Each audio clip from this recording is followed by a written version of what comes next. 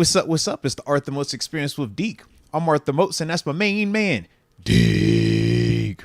What's good, bro? Man, my dog is back in the saddle on a victory Monday. Yeah, feels good to be back. Come on, man. Shout out. That's how we do it, man. We couldn't have had our 600th live episode either with us talking about an L. So shout out to the Steelers taking care of business as well, man, because we needed all that to take place, man. But, dude. Damn, 600. Yeah, it's craziness, right? Absolute craziness, man. Me, I would have wore a suit. Hey, look, I forgot low-key myself until I just clicked. I was like, oh, I guess it is the 600th today. Shout out to the 600th one, man. Yeah, I guess we've been grinding. Yeah, putting that work in. I definitely ain't even peep it. I totally forgot. In my mind, I was like, yo, it is the 600 until it started. Then it just clicked. I was like, yo. But it's a vibe because it's a victory today, bro. Shout out to the victory. And shout out to it being a DraftKings day as well, man. We obviously going to shout them out in a second. But, yeah, man. How you feeling, bro? Great. Yeah. Good weekend? Yeah. Let's go. Let's go. Probably the best I felt health-wise. Yeah. In about 2 weeks. Feel like I'm fully recovered. Let's go. And my Pittsburgh football team's undefeated this weekend. Absolutely. How can you beat it? Absolutely. Come on, man. Winners win. That's what I do know, man. Shout out, man, to all the victors who are out there, man. Pittsburgh definitely took care of business, and the Pitt Panthers took care of business against Cincinnati. Did you watch that game? No. Remember, I was at JMU. Oh, yeah. I was at the JMU game, man. JMU took care of business, man. Hell. So give me the details on yours, because now you guys are 2-0 now. 2-0. Yeah, you 2-0. JMU 2-0. What's going on? How was this game, man? Because I felt like it was something that took place towards the end of it. Now, Yeah. I didn't get a chance to talk Terrible to my Pitt clock guy management about from Narduzzi. because I was like, Tried I didn't to get a chance blow to it. talk that. I just know that the AD got fired, so I ain't even peeped Yeah, I don't what know what the happened. deal is with that. I was like, yo, what's going on, man? They're naming your guy Doug Whaley as a potential replacement. Pitt guy. Yeah. I can see that. I would like Louis Riddick. He's being thrown out there. Another I think Louis Pitt guy. Riddick would be a great name to be AD. I don't know if he's interested. That's or what I'm saying. not. I don't know if he wants to delve into that field. Because like AD versus general manager, I mean, similar but different. Whereas I can see for Doug, I can see him potentially being more open to the AD element of it. Whereas I think for Lewis, he wants that GM opportunity, man. But talk to me, bro. So what, dude? All this happened. This was like early really today. Like this was all like, boo, boo, boo, boo. Well, I have no clue about any of that. The AD stuff. Okay, I can't ain't give know you any if that insight. was linked No to clue. the game or anything. Yeah, I was like, I missed all of this, man. But I think it was Heather Lake. She's viewed pretty highly. That's what I thought. She been here for a little while. From what I know, she did a pretty good job with our sports programs and stuff over the last like 7 or 8 years. I mean, you look obviously with football. We've had 2 of our best seasons under her. Yeah, I mean, in the last like 40 years, dating multiple back to probably like draft the 70s, picks. 80s. Yeah, where he won the ACC and then got 10 wins. That was 2021 and then 2022. Basketball's kind of back, but then all the other sports, like the ones that don't really get talked about, still doing well. Yeah, like soccer. I think volleyball. Those teams are all in like the top 10. I think. I know like soccer was nationally. good. We matched up with you guys a couple times. Yeah. All right, but anyway, the game against Cincinnati. Talk to me. Man, quarterback started off terribly. He was so bad, like missing receivers all over the place. We're down first half for most part of the game, and then it gets really ugly in the third quarter. 24-6 it hits. All hope's looking lost. We come back though. We end up winning 28-7. It was pretty wild. Holstein, the quarterback, he heated up in the second half. I was about to ended say, up with 303 touchdowns. Did he go crazy in the third, fourth? Or was it just the whole combo? It was the second half. It was really the second half. He started picking up. That running back that we got, I thought he was a freshman. He's actually a junior transfer from another school, but he's new to our team. He goes off.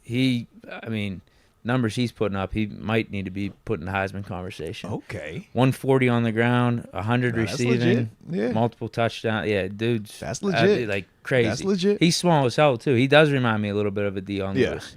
Actually, a little bit skinnier Dion Lewis. He's like 5'8", 5'9", and fast as hell. The other teams can't keep up with him, at least in these first 2 games.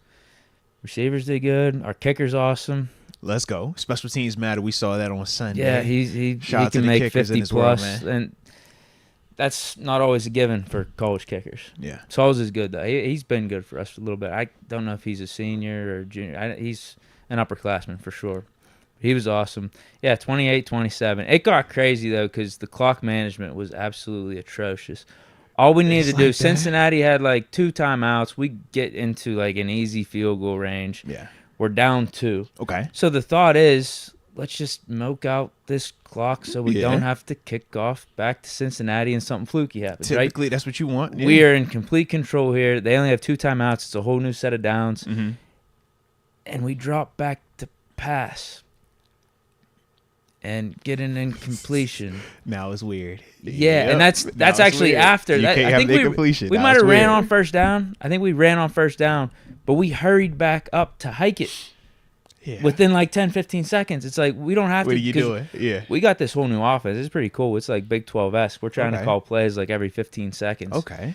But yeah, just because that's our new MO doesn't mean in this situation we have to hike the ball within 10 seconds. No, let the clock run out and do this the right way. No, we hike it and then we try throwing it. Clock stops. We end up getting the field goal, but there's like 20 seconds left and we got to kick off to Cincinnati. And all it takes is 1 or 2 fluke plays, especially in college. Once you get the new set of downs, the clock stops. Yep. And since he still had a timeout because of our stupidness that we were pulling. Throwing the and ball. That last set of downs. Yeah. But anyway, we ended up getting the dub, so all's well that ends well. Absolutely crazy game. Let's go. No, I like that right there. I like that. Yeah, we got a guy. We got a guy. I mean, I was ready to bench him after like the first 2 or 3 series. But back-to-back games, 300 yards, 3 touchdowns, and he vowed to Narduzzi, Holstein, after the game, says, Narduzzi, I promise I'm never starting like that again.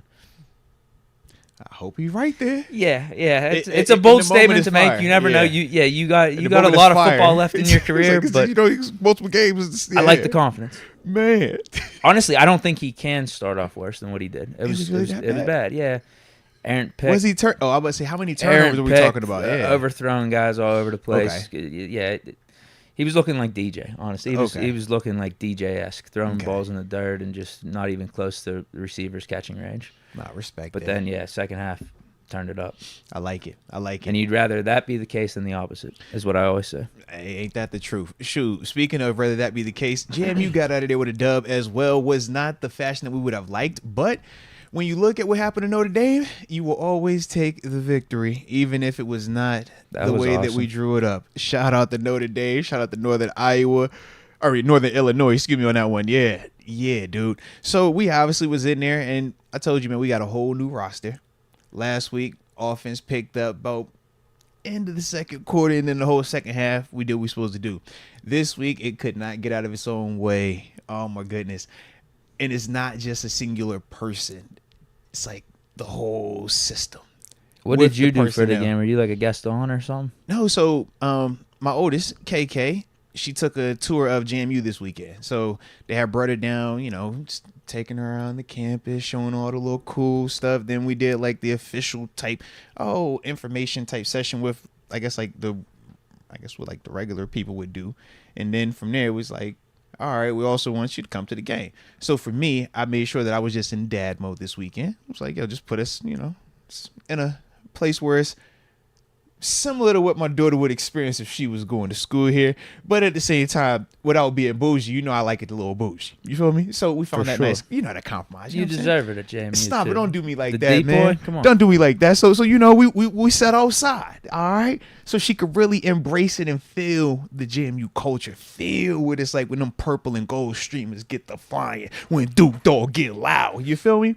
Did you get a list update from her after the trip? A rankings update? Listen. Of college choices? If JMU was down here initially and RMU was up here, after this weekend, it's like not even close right now. I'm trying to be respectable about it and be like, hey, babe, take your time. You don't have to, what I'm saying? Like, no pressure either way. You're saying it's not even close. JMU's that far ahead of RMU. From her perspective, that's how she saw it. That's a big leap. Well, she saw JMU, and she kind of got the JMU experience with me kind of being there. So, it was like, we're we're going to take you around and like really show you the campus, really show you what it has to offer versus like if she was just kind of like surface level checking it out. RMU was more like surface level, whereas this was more like, yo, we're going to make you feel like we know who you are. It was kind of that vibe. So for her, JMU had the extra ammo. Exactly. You know how it goes, man. They had the secret weapon. You know how it goes. They rolled up the purple carpet. Shout out to the purple carpet. All right, I love y'all over there. But yeah, they rolled up the purple carpet, man. You know how that goes, man. When the purple carpet gets rolled out, man. RMU was dope though, and hey, man, she ain't deciding yet. We got time, you know. But it's like, yeah, just watching her light up the whole vibe. I mean, even as a family, I don't want her to leave, man. I ain't gonna hold you. I want her to stay right here in the casa, man. That drink's 4 hours away. But me and wife was kind of like, yeah, that would be kind of cool. She wear here. I ain't gonna hate on it, man. If she wear here, I like it a lot. So we'll see, man. We shall see. You know what? Speaking of RMU too, I did see that catch. It was crazy, right? Yeah, they highlighted on Sunday morning countdown, whatever they call it, on ESPN. Man. Randy Moss had it in his top 5 of Moss catches. Or it was number 1 actually. It was in the top 5, but it was specifically number 1 because the second one was absolutely insane. And I'm saying to myself after I see the second one, what's going to be the first one? Yeah. And then I see at the bottom the RMU. I'm like, oh, this must be the catch Moats was talking about. When I tell you insane, man. And because it was an RMU player, you would expect that maybe if it was Ohio State, Texas, USC, it's not as like wow factor. Where RMU was like, I just didn't expect to see that level of like high end skill, difficulty, playmaking right then and there, man. So salute them dudes over there though, man. Definitely salute them. So you got out of there with a dub? Yeah, man. We found a way to win, man. 2-0. Both 2-0. Got UNC next, baby. So you know this will be our first official appearance as a 1A on the ACC network as well, man. So I'm a little excited about that. Yeah, I don't know why that wasn't the case last year with UVA, but apparently it's different. So I was like, all right, cool. But yeah, this is supposed to be like a big deal. But they got the backup quarterback, right? Because their main dude got hurt, right? Yeah, he's out for the season. Yeah, I don't know what they did last week. I didn't even, bro. I was so. And I don't know if the backup potentially could be better. Yeah. Who knows these days? Yeah, I don't even know who they played. I was so locked in on us getting up out of that stadium, man. Deke, you know how it goes, man. And fans, y'all, I'm sure y'all can relate because as Steelers fans, we come into games where we feel confident, right? Now, granted, at the NFL level, there's still like it's not the big discrepancy like we'd say if Pitt were to face Cal U, right, or IUP, you would walk in that stadium with an expectation like, yo, this should be some type of blowout. But regardless of that initial thought, when it's actually the game going on and it's late and it's tight, all that goes out the window. Right. I remember how you were talking about them on Thursday when I asked you about it. You're like, yeah, bro. On. Listen, it's kind bro. of a joke of a game. Listen, bro. I thought that because that should have been the case, and offensively we had opportunities to make it that, but they didn't execute, and it got weird. What was their name? Acorn State or something? Was it Gardner Webb? Oh no, exactly. I was like, at least Alcorn State. I've heard of them with Steve McNair. Okay, is that why I thought of that? That's why you said Alcorn. Because yeah, Steve the McNair. Documentary out on Netflix. That's why. Okay. That's definitely why. Yeah, they're HBCU. They're 1AA. Yeah, but okay. Gardner Webb was like, yo, yeah, man, it wasn't supposed to be close at all. We were supposed to put 1,000 up on them.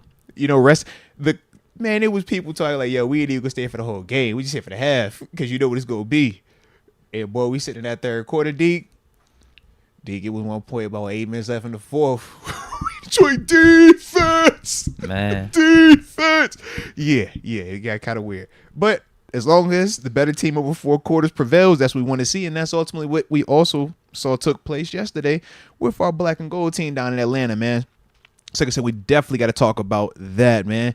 But yeah, dude, yeah, it was a good vibe, man. So shout out to the teams that won this weekend, all right? If your team didn't win, you know how it goes, man. Just wait till next week. Better luck next time, all right? But yeah, I think across the board, you know what? Yeah, did West Virginia win this week? I don't know. I'm not really keeping tabs on them like that. I know we play them this week. It's just I was about to say I know it's a big week for you guys. Another game. For us, man. Nameless gray faces. I say because the text that came through our phone this morning was at 9:00. It's like, oh yeah, you saw I didn't respond. It's like I don't got time for that, man. I was like, man, it's strictly business for us this week. I said at 9:00. That's what you woke up. You just brush your teeth and it's like, yo, hey, if you went to Pitt, boom, this how I feel about you. Like, hey, all right. Shout out. Good morning to you. Yeah. If anything, I took TG's messages this morning as like a cry for help, like a last ditch effort to try to waver the Pitt fan base or the Pitt faithful. Respect. I was just like, dog, it's early. Like, shout out. I like it though. On a Monday too, let you know what time it is, man. Just in case you was confused, he was like, "Yo, we are not friends this week. I don't like you this week." Like, got it. Yeah, it's almost like TG knows what he's got in this West Virginia team right now, and it's not pretty. It's not as good as he thought it was going to be, particularly after that Week 1 game against Penn State. And he saw what Pitt's been doing and know what we got going, and he's just trying to rattle the cages a little bit. He says, maybe this is how we'll make the game. I think ugly he knows. I think he knows the truth, and he's trying to do anything he can to somehow help West Virginia, even though neither me nor him are playing in this game. Yeah. But he's just doing the best he can. Shout out, bro. Shout out. But I love it, man. I love it, man. But I like your energy with it, cause if y'all go ahead and do what y'all do. Oh, man, I already know. Yeah, don't let it go the way it's going to go. Oh, he going to be sick. Listen, it was, kind of a close game last year, and we had a tight end at quarterback. Now we got NFL tight end at quarterback. Now we got a guy that's going back-to-back games here, 300 yards, 3 touchdowns, 5-star freshman from Alabama. Yeah. Feeling confident. I like it. You know I like it, baby. You know I like it, man. All right. But yeah, this is a big one. This is a big test. Well, I say, yeah, man. Big test for him, but this week, yeah. I liked what I saw this week. Yeah. Ugly game, down 24-6. Find a way, This dude responded. Yeah, and he was playing terrible in the first half. Find a way. That's the type of stuff you like to see. And I think we're going to talk about that a little bit. It might be some correlation or some carryover to the Steelers game in the sense of, man, good teams find ways to win ugly games. Good teams find ways to win on the road. Good teams just find ways to get out of stadiums. And looks like some teams did that this weekend, man. So, we're going to talk and react to all of that. But before we get it started, Deke, I don't know if you noticed, man. Today's show is brought to you and the congregation by the one and only DraftKings Sportsbook. Shout out to DraftKings Sportsbook. They're the top-rated sportsbooking app in all of North America. They're safe. They're secure. You see the homie over here just like him? They reliable, baby. And, of course, if we're going to talk about the homies at DraftKings, we got to talk about the promo codes they got going on, right? Because they stay with a deal, Deke. And the deal right now is, initial bet, $5. You receive $200 in bonus bets instantly. But, you know what the kicker is. No pun intended. You have to use the promo code Moats. All right, you see it right there. Use that, man. It's an awesome situation. Who knows? We saw some anytime touchdowns that took place yesterday or some anytime scores as well. So you got to have some flexibility with that. But DraftKings offers a ton of those options to you. Now, we also know that you can struggle. You can become a little overzealous, a little overwhelmed with the situation, and you might turn into having a problem. And for those that do have those problems, if you live in New York, it's a number that you could text.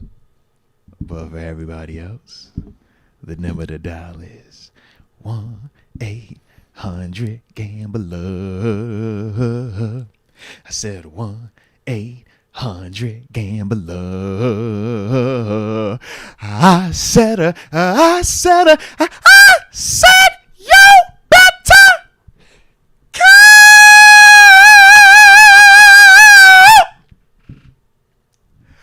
1-800-GAMBLER.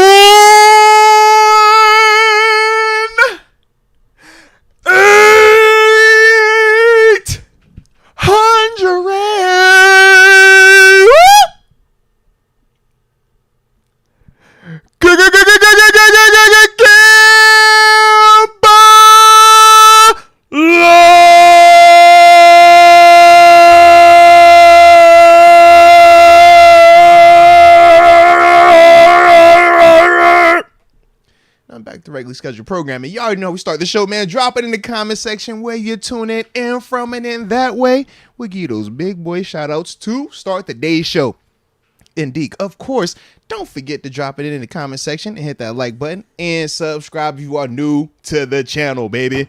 Let's get it. Steelers Girl 517 in the house. Shout out to Steelers Girl 517. Oh, she's actually just saying what's up to 828. She said 828, what's up? I thought she was tuning in from the 828. Dang, she ain't want to rock with everybody else. That's crazy. I guess She's tuning in from the 517, though, probably. Most likely because it's in her username. Right. Wherever that's at. But no, she was just saying what's up to 828. Shout out to the 517. Yeah. Threw me a pump fake there. Right. Kobe. Ethan from the 614, Columbus, Ohio. Let's get it. Hey, and I appreciate all y'all showing me some love about my vocals. Danny Johnson, you a real one for that, man. I appreciate you. From the heart, man. From the heart. D. Jacob Malacio showing love. I appreciate you. Tom J calling me Arthur Keys. I mean, I can see the similarities between my vocals and Alicia Keys' vocals. So, I mean, I think that's a proper correlation right there. Joshua Killam said, yo, that had to be like the best ear pleasure he's ever received. The vocals, they do that to people, bro. Would you agree with that? You ain't got don't let them know, because you know what I'm saying, it's kind of like the Wizard of Oz. They can't know the magic happening behind the situation. All right, but yeah, man, they liked it, bro. James Hayes definitely said don't ever get rid of that segment. We need to keep that and make that like a more reoccurring thing. So all right, I agree with that, man. I'll put it in the comment section. I duly noted. All right, and shout out to Black and Yellow Texter. He says, yo, you'll never turn that down. Turn the volume up. So salute to each and every one of y'all, man, from the heart. Chris Calloway from the 804 Richmond says, Deke, I salute your eardrums. Aye. Deke was enjoying. What are y'all talking about, man? Me and Deke be back here just vibing out. It's heavenly. Heavenly. That brings up a good point. I might need to get those checked after all these DraftKings promos. We got William Bonney from the 702, Vegas. Shout out to Vegas. Harper Yu from Clemson, South Carolina, the 864. Mm-hmm. Azop from the 412, Pittsburgh. Shout out to the 412. You know that. Gotta show love. Gibby Gibson from the 989, Fowler, Michigan. Let's go. Let me tap in here real quick, Deke, because I got the homie Tom Jade in the 707 in the house, California, by the way. And he says, Deke, another QB take hits the dust. Who's he talking about now? Which QB take they getting on now, bro?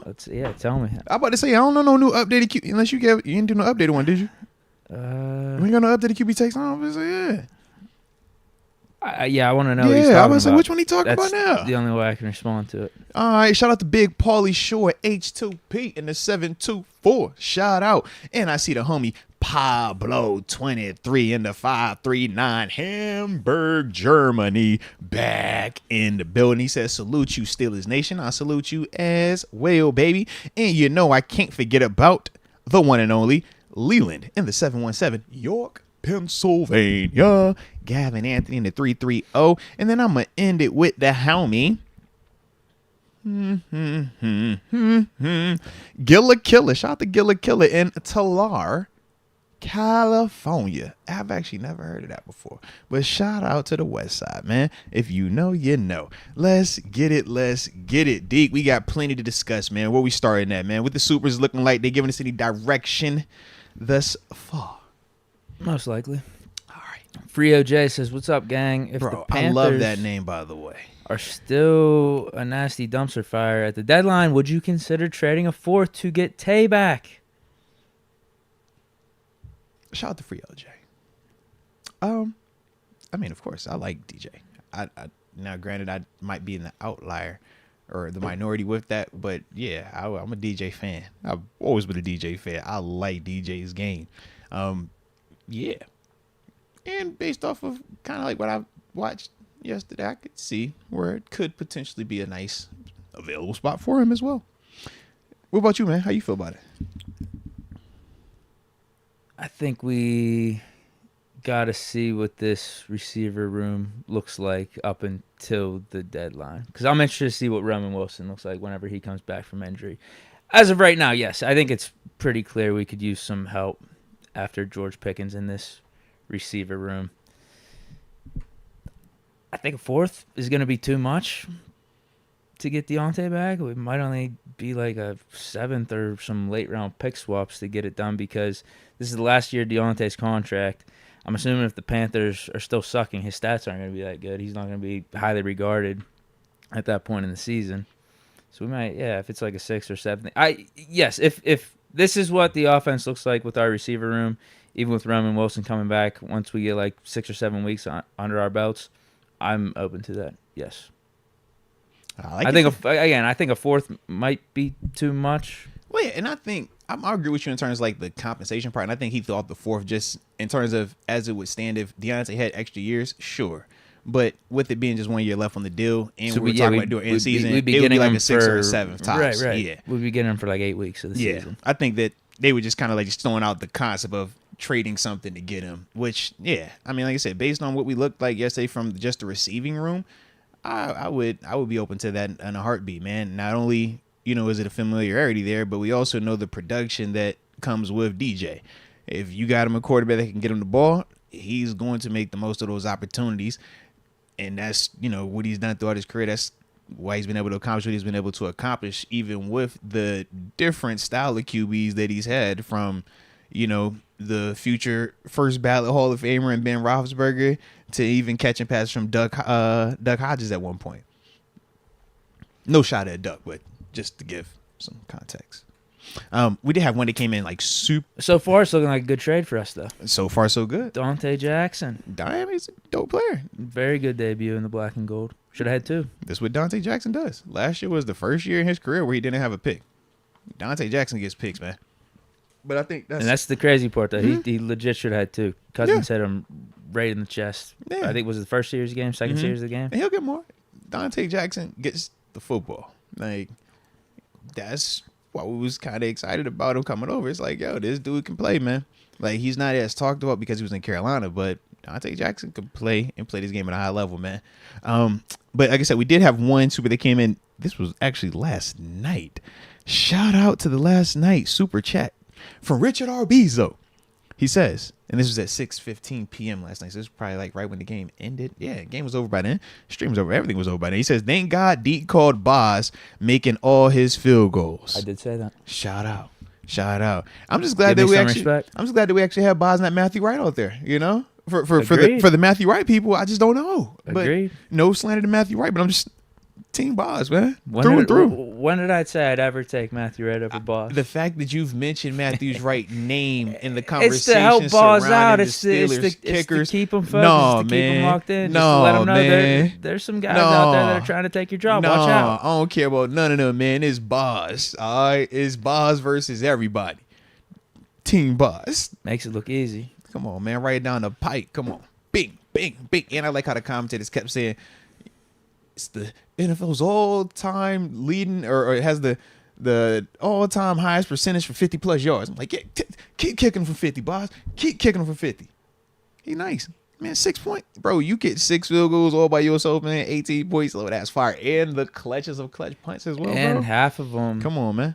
Were half of them? I don't want to shortchange them. It was 3 of them were 50-plus, unless there was one more. No, should have been 4 of them. Yeah, should have been 4. Let me get you right real quick. Yeah, 57, 51, 56. Oh no, excuse me. It was 44, 40, and 25 was the last one. Yep. All right, so half were from 50. Yeah. And all center cut. Perfect. Right, and he gave you a 43-yard punt as well. That punt Don't was forget impressive. that as well. Don't forget the punt. I'm not going to lie.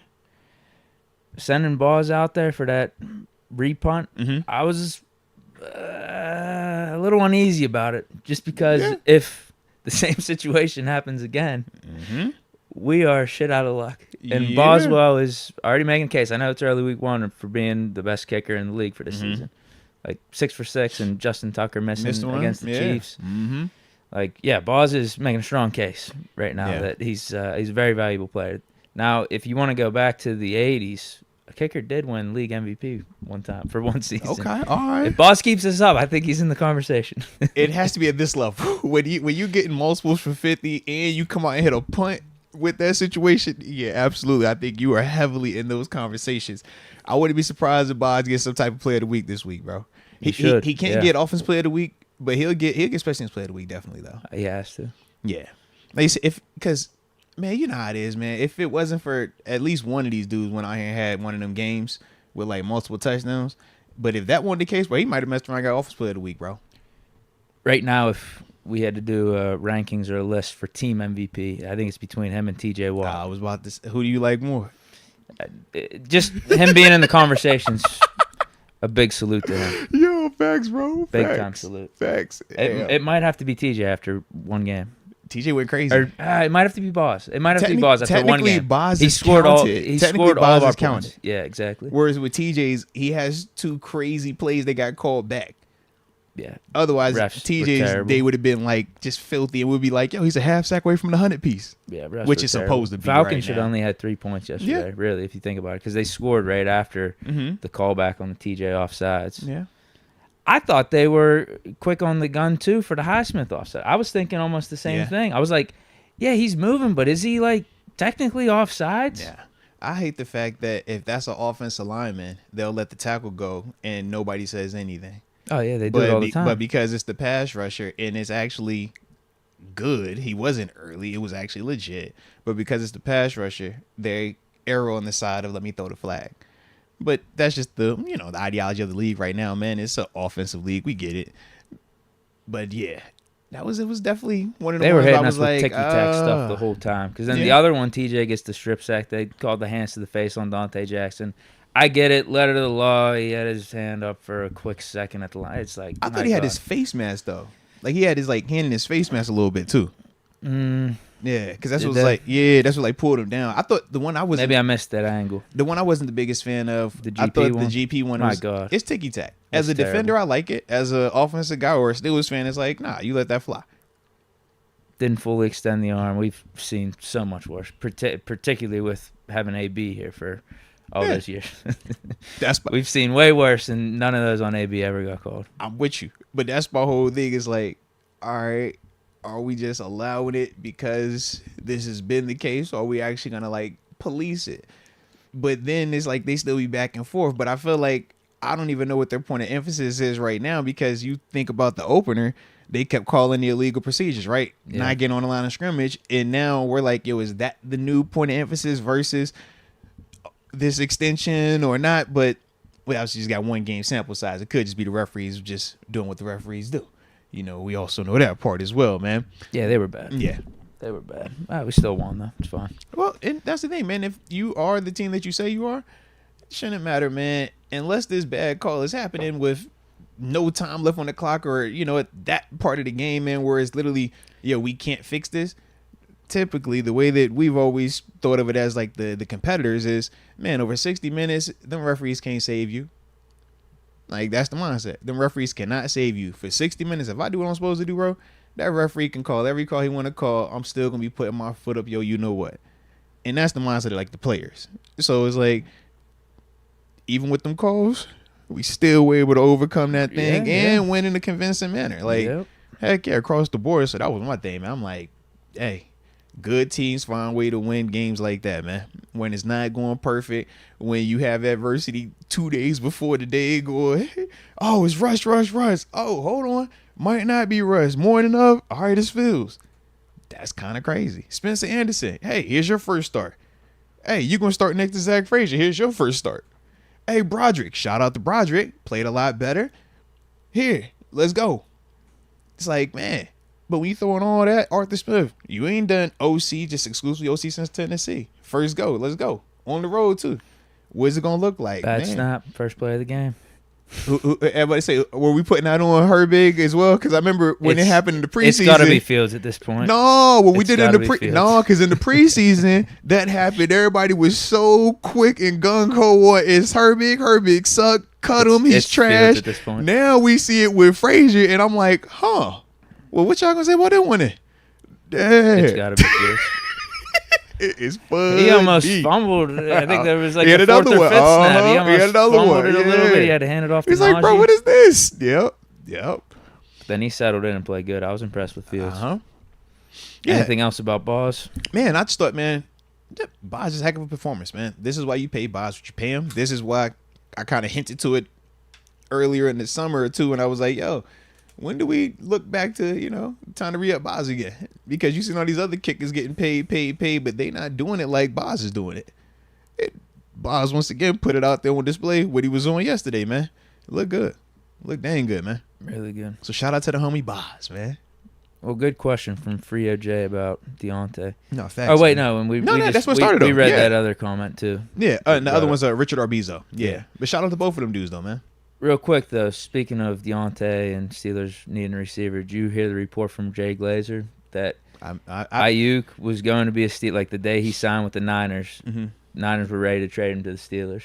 Okay. And they told him, it's either you make this decision to stay here by practice, and if not, the deal's already done. We're sending you to the Steelers. Kyle Shanahan runs from his office, goes to talk to Ayuk at some point, during the practice or after the practice, and Ayuk decides to stay with the Niners. But the deal was done. Yeah, the deal was done to go to the Steelers. I mean, obviously we knew there was a deal in place, but day Ayuk signed, the Niners already made the decision. We're trading you to the Steelers. They said put your feet to the fire. Essentially, this is what it is. I mean, so close. So close, and it does make sense too if that was how it all played out to why we were kind of just waiting as long as we were open-ended. Because what if San Fran even on that day didn't take that stance? Would we have had that decision made? And that's you know what I mean. The next day or 2 days or we still just later. keep waiting, right? So I mean, it is what it is. Shout out though to Omar and the team, man, identifying something that we thought would be an upgrade for our current roster. And going after it. Ain't nothing wrong with going after something, man. And all right, you ain't get it this time, but hey, respect the Niners to the heck that you went obviously for it, bro. budged off their 26. Exactly. They ended up paying him $30 per year. Yeah, something had to give. We had, based off a lot of the reports, it looked like 28 on the table, 28 per year. Mm-hmm. He ends up deciding to stick with that familiarity, the continuity. Yeah. And I get it. I can't blame him. I was just getting pissed off where we're having weeks and weeks go by, and we know the scenario hasn't changed at all, and Ayuk's being really indecisive. We know it's either Niners or Steelers. Make your choice. Absolutely. This is what the Steelers are offering. It's on the table. We know what the contract they're going to give to you, and you and the Niners, you kind of know what your numbers are too. Yeah. Just make the decision at this point. And it just kept dragging on for many weeks too long, I think. Not even days. It got to the point of weeks. Yeah, I agree with you, man. It was like, yo, you need to either let us know you're coming or you're not. One way or the other, we're going to live. We're going to be fine. We still going to have success. You saw even yesterday, we still got out of that stadium without them. But it's just just let us know, man. You want to hear some breaking news? I've been seeing some alerts. What you got for me, man? I got two. All right. First one, Terrell Edmonds. Coming back to the Steelers. I like it. We scooped him off the Jaguars practice squad, right? Yeah. Didn't even know he was on the Jaguars. Yeah. They had signed him right before the preseason started. Then they released him at the final cuts, put him back on P squad. So that's good. Then who got hurt for us yesterday then? That was my next question. What's the reasoning for this? Because that's what I'm trying to figure out. I'm like, we still got Elliott, who had the pick yesterday. Minka, who was doing what he do. Cage was out there making some plays as well. Killebrew. Real ain't no teams like Killebrew. Kelly do that teams on some whole nother level. So, yeah, I'm trying to think. Did an LB go down? No. Peyton Wilson was flying around. PQ was flying around. E-Rob had the bully presence. I know Beanie Bishop didn't play bad. That's what I was about to say, the same thing. Beanie was out there, made plays. Who am I missing? Am I missing somebody? Am I feeling like I'm missing somebody? I don't know. I'm with you. I like that we brought Terrell Edmonds back. Heck of a depth. I mean, we got a lot of pieces now. It's even more talented wherever they utilize him, whether it's at safety exclusively or as he the could start potential across dime from Minka Fitzpatrick. linebacker. We got to see that for 4 years. Yeah, 4 seasons. No, he came back for the 5th one too. Remember we signed him on weird. But I guess what I'm saying, Minka wasn't there for the first couple seasons, but that tandem we got to see for a good 3-4 seasons to be successful. Yeah, because I'm like, man, we know we could utilize him. He's an asset. I liked I like a lot from what I saw from Deshaun Elliott yesterday. Yeah, but this is Deshaun. This is part of Deshaun's game, the physicality and the tackling, but also we said he kind of gives you a little bit more of an upgrade from a coverage standpoint, and he put that on display, man. I like it though, Jalen Elliott, maybe that's what we do. I think if there's anybody that's the odd man out, to me it would be him. Because Darius Rush, Joey Porter Jr., Beanie Bishop, they all Corey Trice, Dante Darius Jackson. is out there a lot, man. And then the 4 safeties you name. Ryan Watts is on IR. Yeah. Cam Sutton suspended. Jalen Elliott seems to be the odd man out to me. Because even the inside linebacker, I'm like, Mark Robinson still is the special teamer. Matty Cabbage, special teamer. And with the new way of special teams, it's like, yo, you need them dudes, man. saying we're putting Logan Lee on IR? Did that happen before the game or after? I thought that was after. No, I thought that was before the game when I saw that though. Well, maybe that's it. But yeah, it maybe could be Logan Lee on IR opens up a Okay. spot and we get Terrell Edmonds. Okay. That could be it. Because we were carrying extra D linemen. We were. Yeah. We had 8. But yeah, Logan Lee was just an inactive type yesterday. He was still technically healthy though. That's what it was. Because I was like, I feel like I saw Logan Lee before the game, but that's why. I like it though, bro. I definitely like Terrell Edmonds coming back though, man. Shout out. He said, man, you got you a nice weapon on the back, and whether you put him at safety or if you want him on that dime linebacker element, heck, at this stage he might be super hungry mode. You could get away with him on special teams as well because of the physicality and the athleticism. I ain't tripping on it. I like it. Second piece of news. Hopefully it's a good one. Obviously, Cameron Johnston went down with a pretty bad injury yesterday. Yeah, that looked bad, bro. They said he's out for the season. Yeah, man. Is it P. Harvin? Is my dog back? Corliss? Who we go with? Corliss then? Who we go with? Yeah, it is. Is Waitman? Yep. I was gonna say it had to be one or the other, right? Because both of them was here. I think the 3 retreads everyone was talking Brad about. Wing? Yeah, it was Waitman, right? Wing, and Harvin. My pick would have been Waitman out of those 3. Okay. I think he was the best whenever he was here out of those 3. I know it was in a shorter amount of time. I think it was only for 1 or 2 games.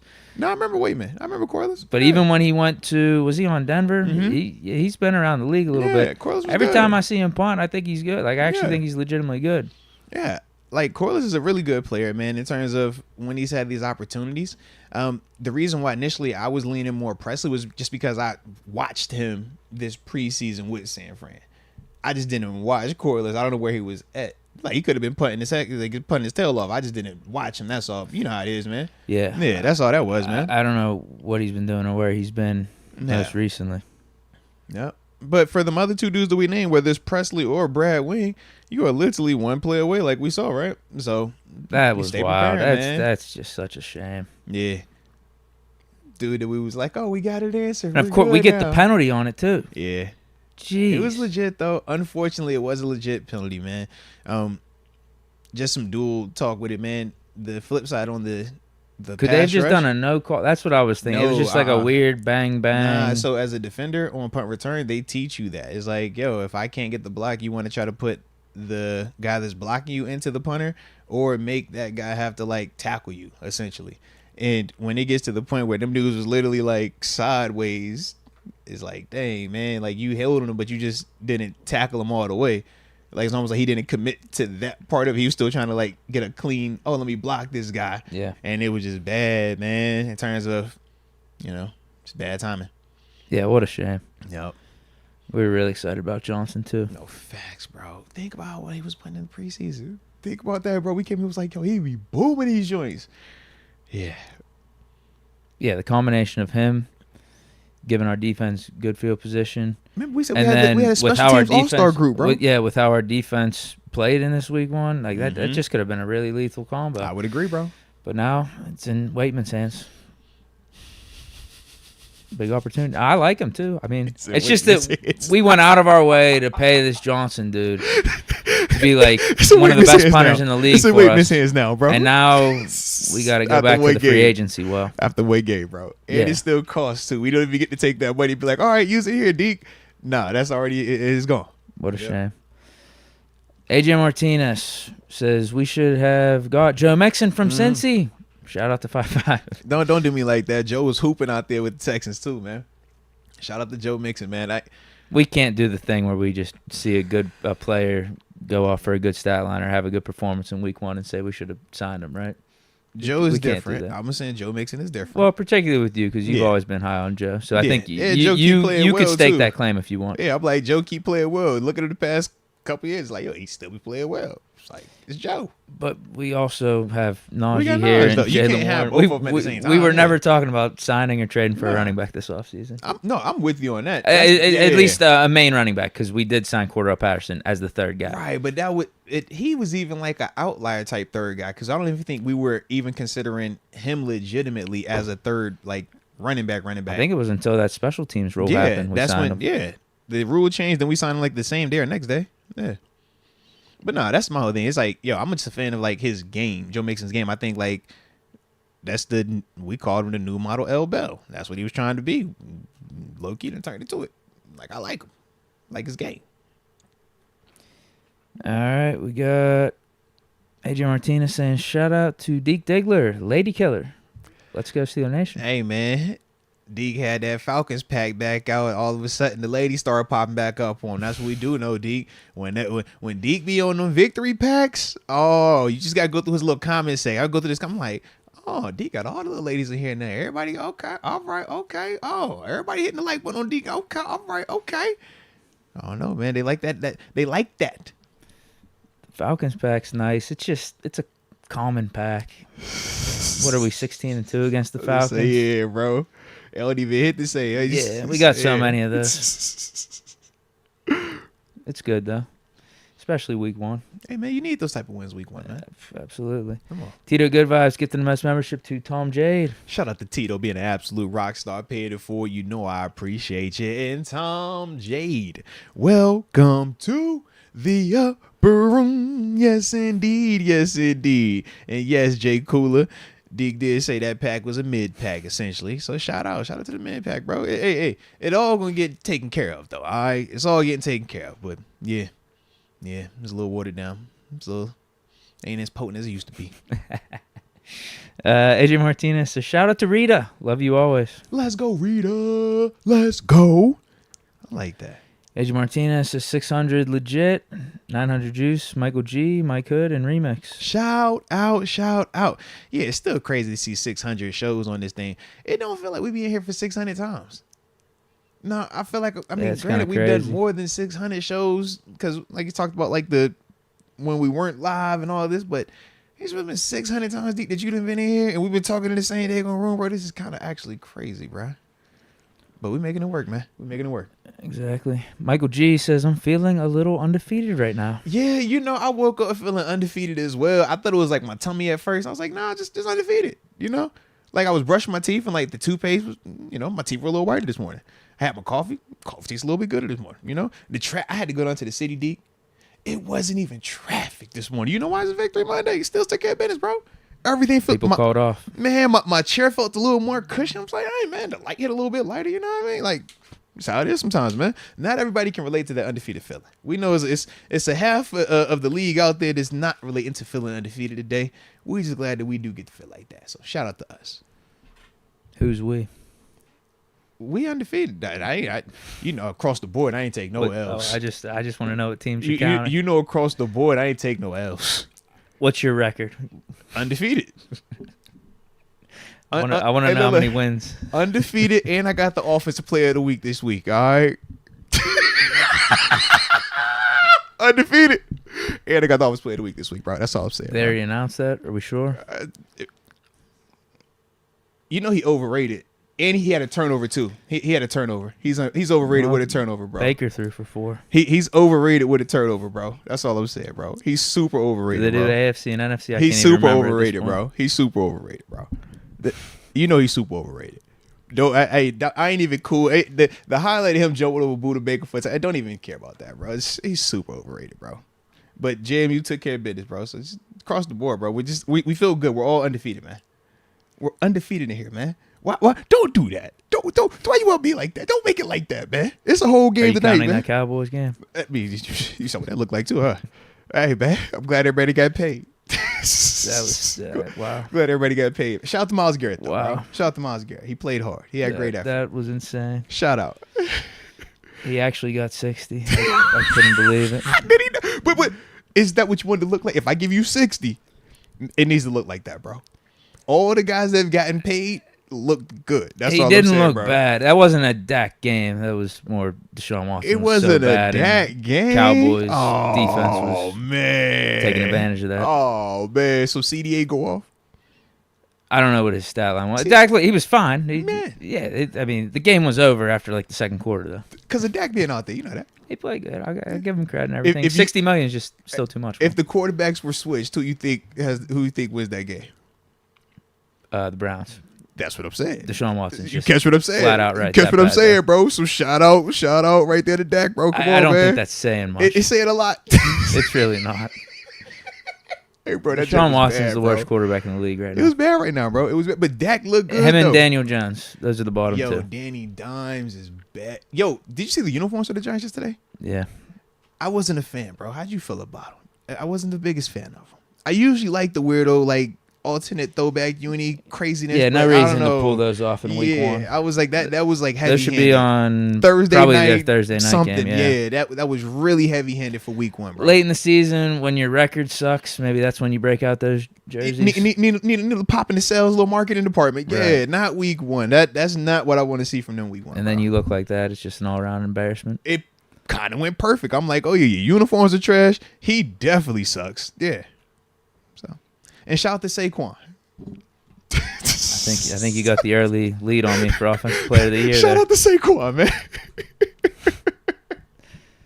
So yeah, man. I thought Kenny was maybe going to get some run after those first 2 series. Oh man. Those early turnovers by Hurts. You say, yo, it could get what could be. Maybe next time. The Packers could maybe trade for him. Yeah. Oh yeah. Yeah. Little Jordan and then took a little Malik spill. Willis time. How long you think they're gonna give him? They might not give him any time. They might sign like Tannehill or That's something. what I'm saying. I'm like, yeah, how long do you let that leash roll? Do you call it your boy Mason? We could trade him Russ. You don't call that Mason? Oh, you trading him Russ? Okay, we there? I'm borderline there. All right, let's talk. Well, real quick, you asked about Mason. Yeah. Yeah, if I'm the Packers, I would trade for Mason immediately. Yeah. Okay. I think they got the wrong guy from Tennessee. But I don't think Tennessee was trying to trade Mason. They said, you're our backup. We want you here. Yeah. And actually, I think he's going to be starting there sooner rather than later. I think my prediction's going to come true. It might be week 3, week 4. I thought it would maybe be mid-season, but holy hell. Okay. I hope Mason gets an opportunity down there. Well, okay, so that question actually goes hand in hand with Kyle Moyer's super chat right here. It says, I want Russ next week in Denver, but I want Fields for the future. Okay. What's your prediction for the QBs this year, and who do you want as the future quarterback 1? Talk to me, Deke. Talk to me, man. What's your energy? Because you kind of dropped that one out. That was, hey now. All right. Yeah, give me Fields next week. All right. Ride the hot hand. I'm listening. I think with how this scenario played out, it's the perfect excuse to continue to put Fields out there. Mm-hmm. Because you're not benching Russ. You declared him the starter. Mm-hmm. It's just that you're banged up a little bit. We want to make sure that calf heals properly. Okay. We don't want to risk aggravating it anymore. We don't want to put you in harm's way. So let's just keep seeing what Fields can do. And then if after next week, after a couple weeks, it's not working out for Fields, you could easily go back to Russ and say, okay, you're fully healthy. You were always our guy. Uh-huh. You see what the offense looked like without you. Like, yeah, come back and take your rightful spot of being QB1 here. Okay. I think it could be a win-win for the Steelers. Like, if Fields plays like that, if he could keep playing like that and even better, because this was only week 1, and he got the call day of that he was going to be starting. Mm-hmm. Like, Russell Wilson was supposed to be the starter for us. Like, everything's game plan for him and everything, the expectation, he's going to be out there and he's going to be starting the season. This is going to be his team. And Fields, as backup, comes out there, plays like that. I think he played good. And if he is in the system, I think the more time goes on, he should only be getting better. I liked how he played. I really did. I didn't know what to expect with him because when we talk about Fields, you get roller coaster, you get ups and downs, you get highlights, but then you get turnover stuff, not taking care of the ball. Sometimes you get stuff not conducive to winning football, like just winning as a team, contributing to the team winning. But he did that. Like, he played winning football yesterday. Didn't put the ball in harm's way. Obviously, yes, we want touchdowns. We want more points and everything. But I think after that first series, he really settled in. And he took command of the offense. And we got to see some of the plays from him that made him a top 10 pick just 3-4 years ago. Plays that you're saying to yourself, I don't think Russell Wilson can do this. So if Fields can continue to play like that and we can win games, I think it would do the Steelers well to continue to put Fields out there and see what he's got, because we know the upside for Fields, not only for this season, not only like on a week in and week out basis for this season, is higher than Russ, but for the long term, because Fields is only 25. Like this could be your guy for the next 10 years. So wouldn't be a bad idea to try to get answers on Fields in a Steelers uniform sooner rather than later, all while Russ is healing behind the scenes. You let him heal that calf up. Okay. All right. You know, I don't ever know how you be feeling about Fields, just because, like, I feel like you was, like, anti him at the beginning because of the whole Kenny part. And then I knew yesterday he scored a touchdown, so I was just like, are you about to hit us with the, Kenny could have done that. He ain't better than Kenny. Kenny could have done this. I just ain't know your energy, bro. That's actually my point. I do think Kenny could have done that yesterday, but those games when we were winning, you said he made some plays in that thing where he was just like, bro, Russ can't do that. No. Here's what I'm saying. Like, actually, go back to Kenny's rookie year. Yeah. I think we beat the Falcons. It was a similar score, right? Yeah. Wasn't it like 19-11 or 19-12, something like that. Yeah. What was I saying about the Steelers' offense and how we were winning football games at that time? Yeah. And if Kenny's rookie year, we go on that 7-2 run. I'm like, man, you know what? This offense is controlling the clock. We're in command. We're helping out the defense, keeping the defense off the field. We're contributing to winning as a team because we're not turning the ball over, but we're making clutch plays in the fourth quarter. We're converting on crucial third downs. Yeah, is this the most optimal of offenses right now? No, but we keep winning the games that are in front of us, so I'm not going to complain about this at all. Yeah. My problem with Fields is I didn't know if we could get at least that as the floor, because how many times in Chicago you're looking up, it's the second quarter, the Bears are down 21-0, and the game's just completely over because of some of the turnovers and reckless play with them. He didn't do that at all in this game. He didn't do that at all. Like, he set a floor. That's why I know it's only 1 week, but can you at least give us this as a floor in a Steeler uniform? Then we can win games. But then if you can continue to develop and get some more things refined, man, you see the upside, you see the potential, you see the talent. Like, sky could be the limit for Fields in this offense. For sure. I look at it like this, man. This is a big reason why a lot of Steelers Nation was very intrigued about Justin Fields. Why, even when we had Kenny and Mason here, a lot of us were very much intrigued about Justin Fields, because there's certain things that he has from a physical trait standpoint that not a lot of dudes walking this earth have. And I think in this game, he did put some of that on display, especially with his deep ball arm strength and accuracy, along with how they were able to set up certain things because of the true threat of his legs. And I thought that was the one that really showed before halftime. You know, he sprints out like he's about to run to the left. I don't even know if Russ is making that throw. I don't think he is. No, the thing is this, I don't think he can throw it on a line like that. So Russ has the ability to make that throw, but the situation would look different because Russ, as a runner, is not the same threat. So the whole scheme worked because of the threat of Justin Fields actually running. That's why it's like, you could put Kenny, you could put Mason, you could put Mitch. None of them dudes are going to have the same effect because the threat of the run isn't as real with those guys as it is with Justin. But Justin also has the ability to make those throws. That's what we say, more of a Lamar Jackson type.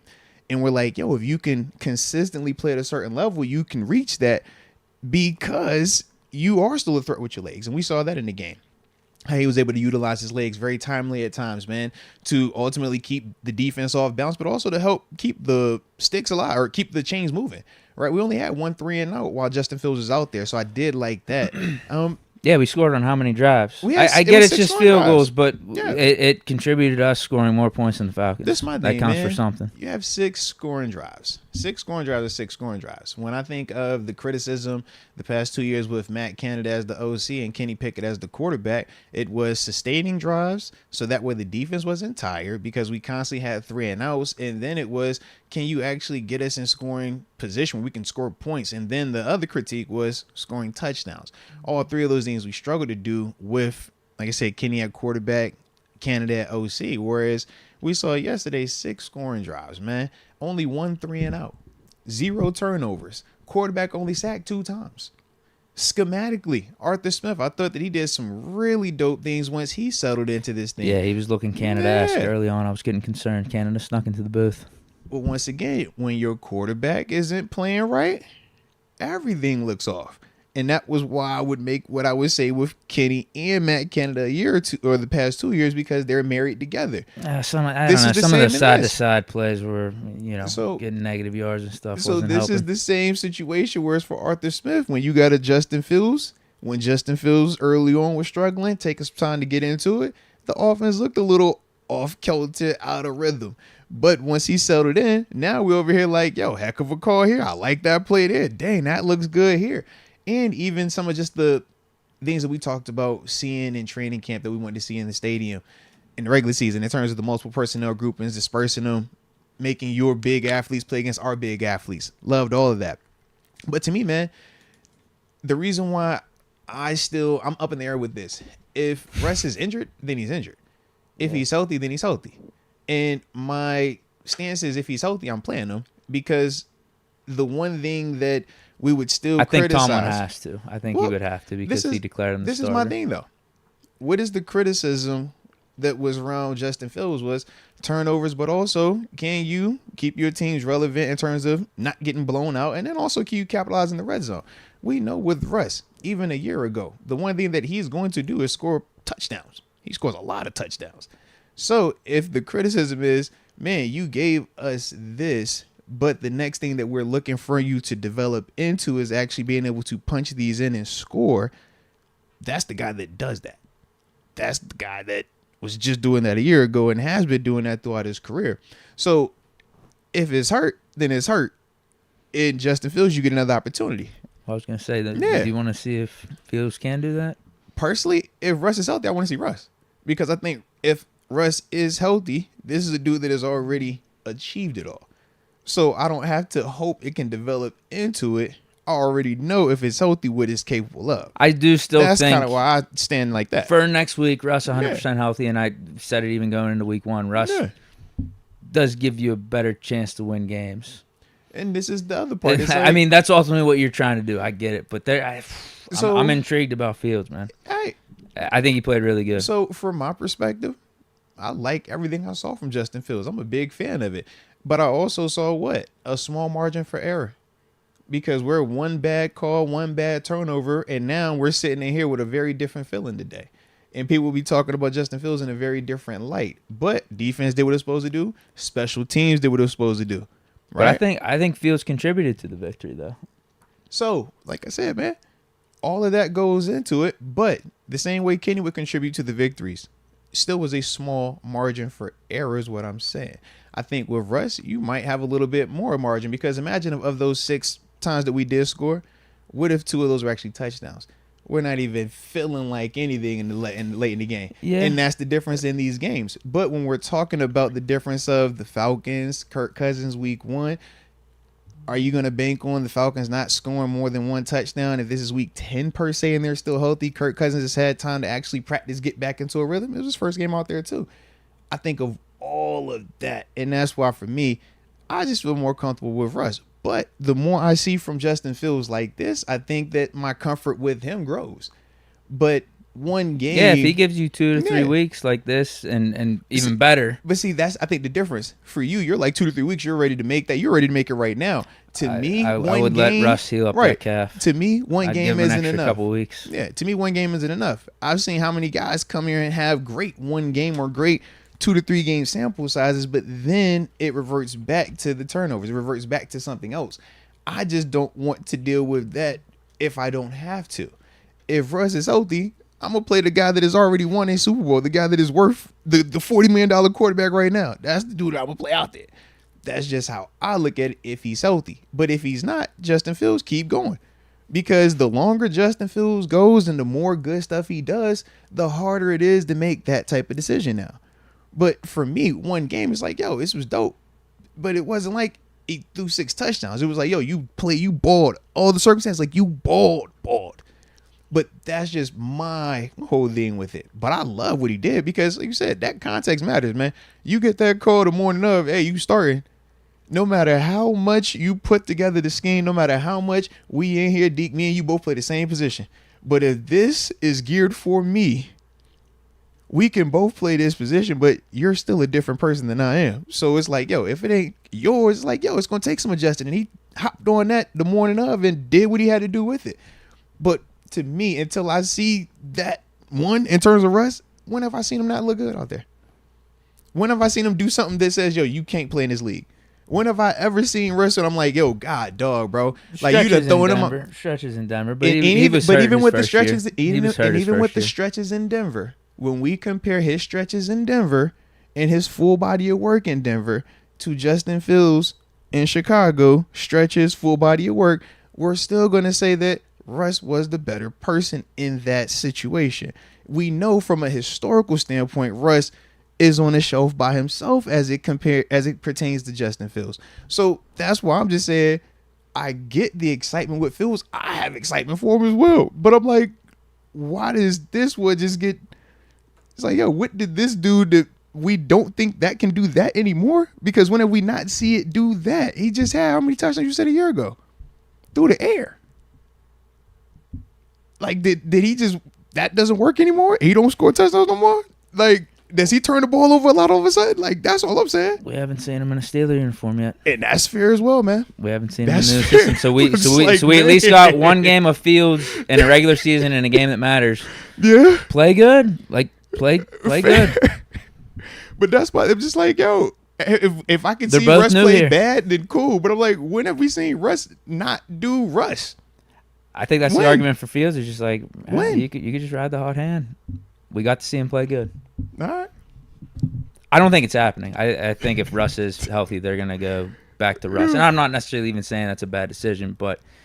And look, and if Russ doesn't look good, if Russ isn't competent, if Russ is turning the ball over, if Russ looks bad, I think it's a way different conversation.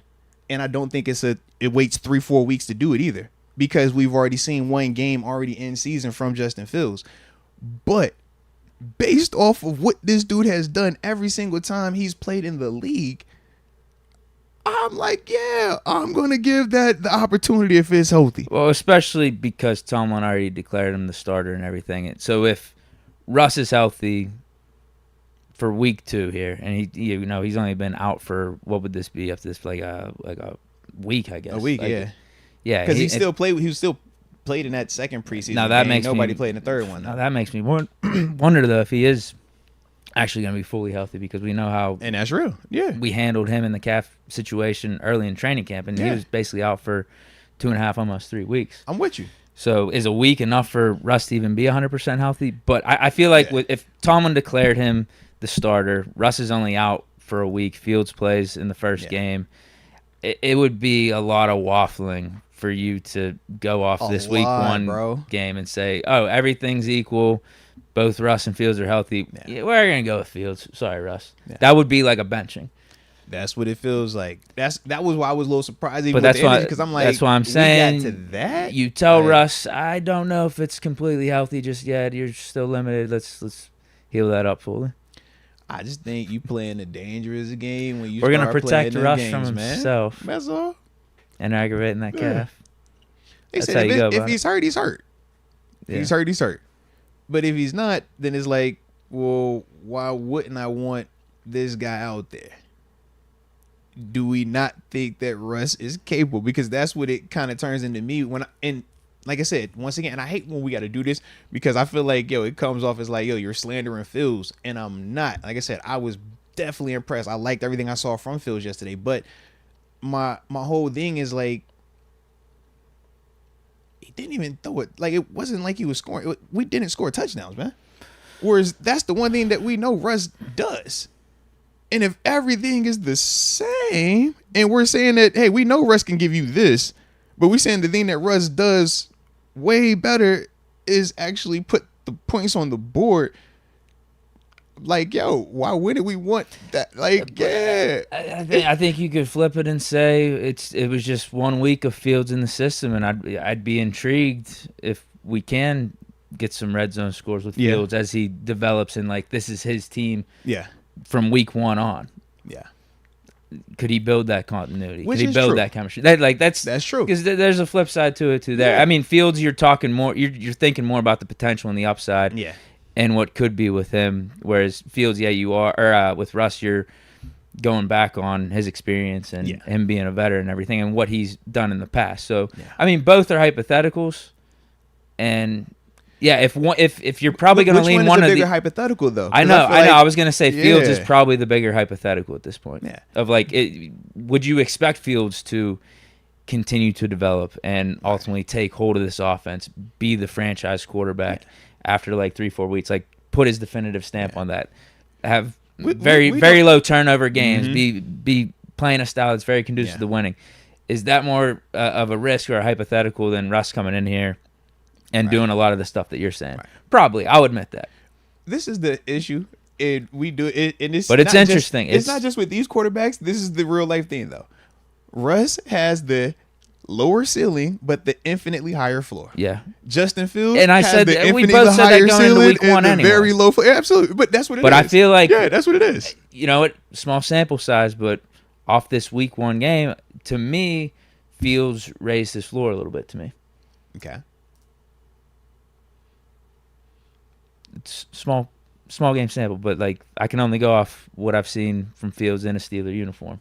That's with his new surroundings. I think that's fair because I was gonna say this was what people were talking about Justin Fields doing at the end of last season in Chicago. Why the Bears were contemplating not moving on to Caleb Williams, and I know when I brought this style up, you were not actually the biggest fan of this body of work.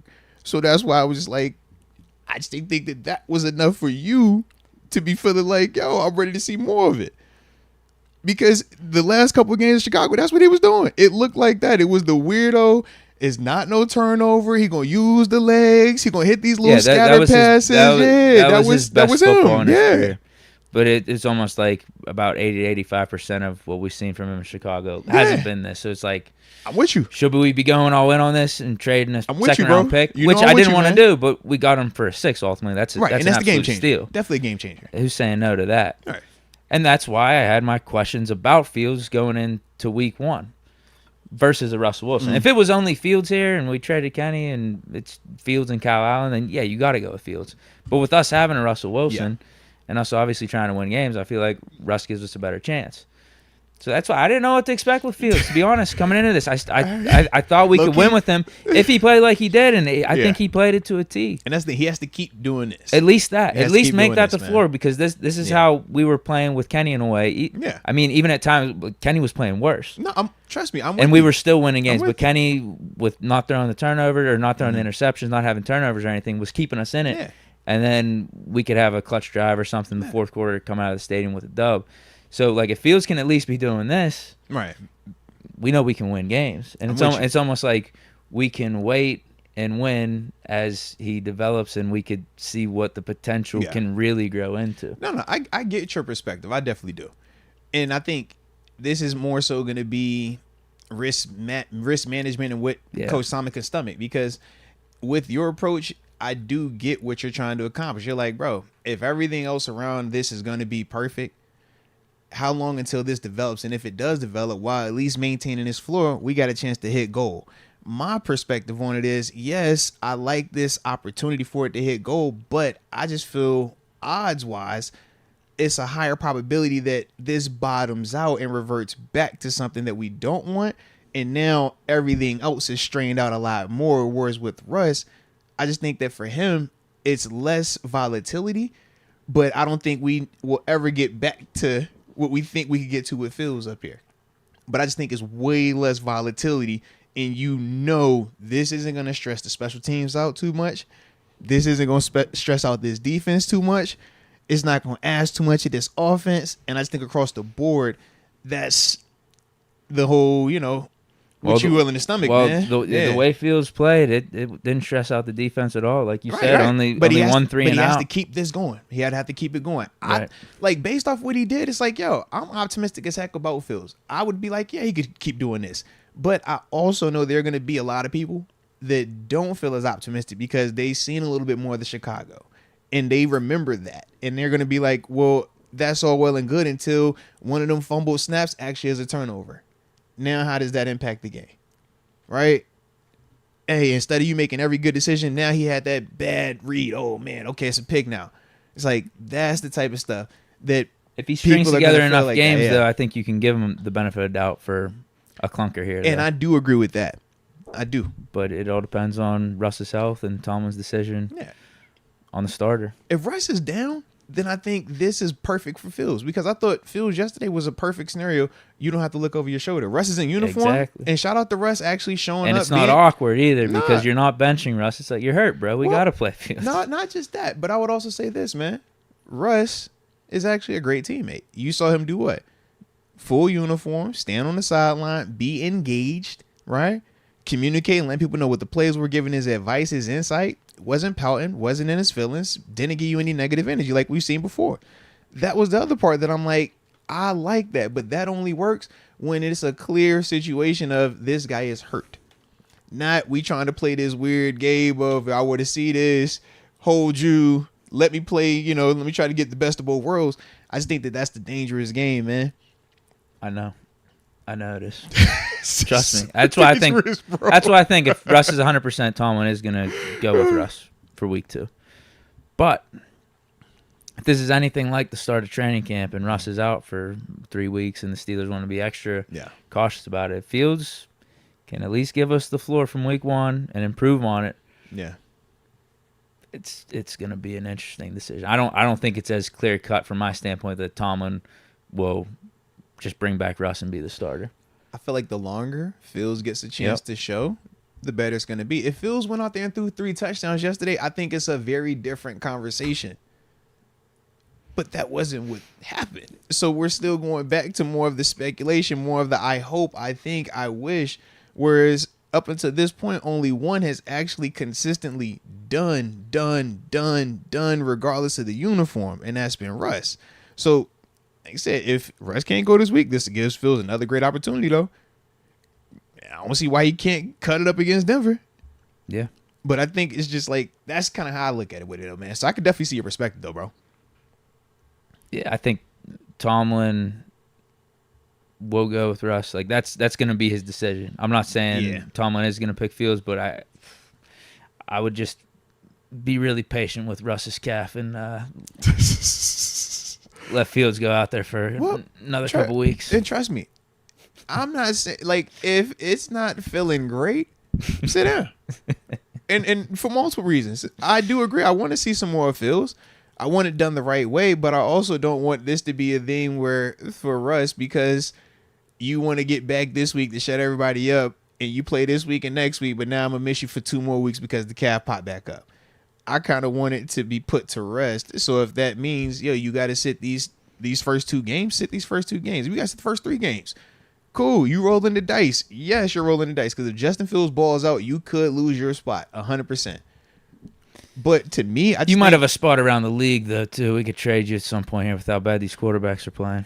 I think, once again, you playing with fire, though. If you trade Russ by the trade deadline, that's if Russ wants that. You know what I mean? He's like, you know what? If you are going to go with Fields, I respect that. Just can you give me an opportunity somewhere else?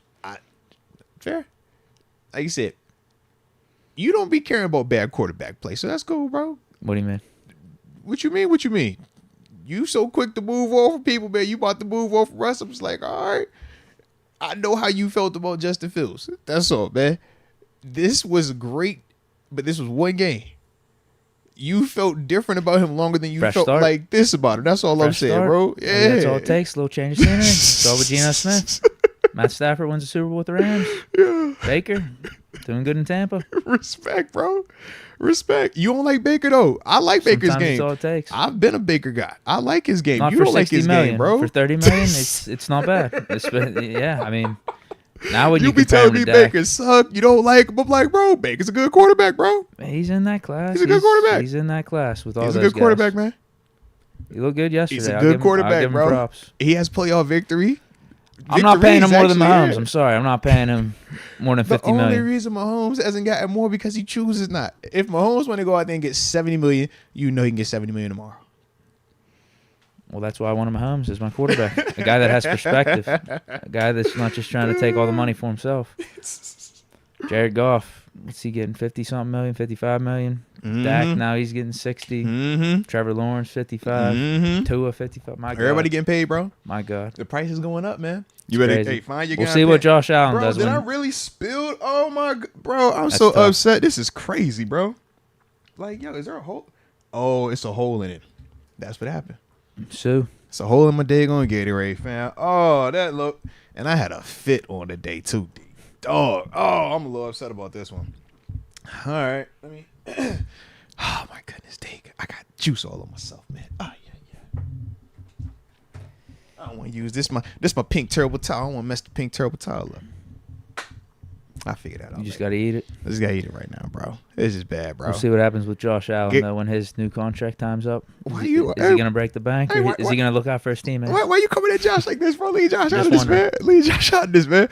When your quarterback can give you 4 of them things, 2 through the air, 2 on the ground. I told you he'd play good this year. He's overrated. Don't you start doing that now. I told you he was going to play good Don't you start doing that now, man. He's overrated, all right? I might even bump him up to 2. Absolutely not. I might bump him up over Burrow. He's barely in the top 20. Burrow might not be right. He's barely a top 20 quarterback. He's overrated. Joe Burrow beat Josh, so Joe Burrow is better. Joe Burrow's the number 2 quarterback in the league. Josh barely 20th. I might give it barely 20th, bro. Barely 20th. We'll see how Rodgers looks week 1 and maybe the first few weeks of the season. Rodgers is probably in my top 5, but shout out to Rodgers though. If Rodgers looks like Rodgers again, maybe it's a conversation between Rodgers and Allen. But hey, I might give Allen 2 right now. No, not Josh, definitely not Josh, bro. Josh, he could be the starting quarterback for that Mendenhall game. Josh is in 20. No, I'd put Josh Allen over Burrow. Barely. He's like number 25 on the list, maybe, man. Maybe number 25. Don't do him like that. You're actually about to grab this. Hold on. You good? Remember, I told you I'd start Burrow over Allen. I do remember in the Mendenhall game. I do. Now I think I'd start Allen. I'll give him that credit. Man. He's good. Two in the league. No. He's like I said, man, overrated. You saw the rating. You saw what everybody says. He's overrated. So I did warn you about Kyler Murray. Little underrated at this point. Kyler look good, bro. Kyler look a ball, bro. I like Kyler. He's growing on me. Yeah, it's because I think the slander has gone too far with him. Yes, it makes you think like he sucks, and it's like Kyler doesn't suck. He might be a little immature. That might have been the narrative, but you still gotta respect this, bro. I hate how fast he is. Like it was multiple times, bro. He wasn't even supposed to do what he did, and he was just you like, bro, why you run like that? Shout out to him being short though. I warned you about that. Did the Cardinals cover? Yes. I think they did. Yes. I think I snuck by with the half point there. Yes. Low key. Hold on. No. I think there were other games like you know what? I lost, but I covered. And this was the fluky. You ready how it happened? I lost the win, but I covered. Are you ready for how the flukiness happened? These bums ran back a kick with like 4 minutes left in the game, bro. Otherwise, Bills win by 14, win plus cover. I was hot. Scored a touchdown and went for 2. I said, "Oh, you dirty dog!" Yeah, I might have covered with the Jags too. Didn't I get 3.5 with them? I gotta look. Oh, I gotta check that one. Yeah, they lost by 3. Yeah, I gotta check. Yeah, but shout out to your Bengals though, man. That's the one. Yeah, that was a bad pick. That was bad. That was a good pick though. Good pick. Good. Yeah, because it contributed to us being number 1 in the AFC North. This is true. Bengals, Browns, Ravens all lose. We win. How do you beat it? How do you beat that week 1 for us? You know that's a perfect week 1. When I tell you across the board, I was just smiling. I was just smiling all weekend, D. I just couldn't stop smiling. It's been a great day, a great weekend, bro.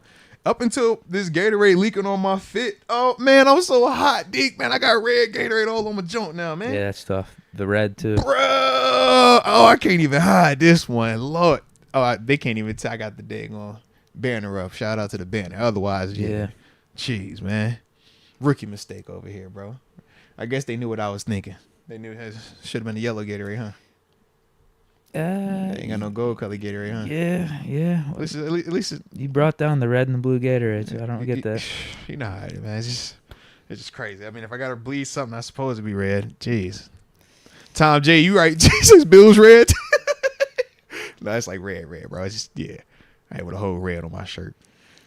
So Mike Hood, next super, says, watch the All-22, and Atlanta D is pretty damn good. Very gap sound. We're going to be all right. Salute, chat.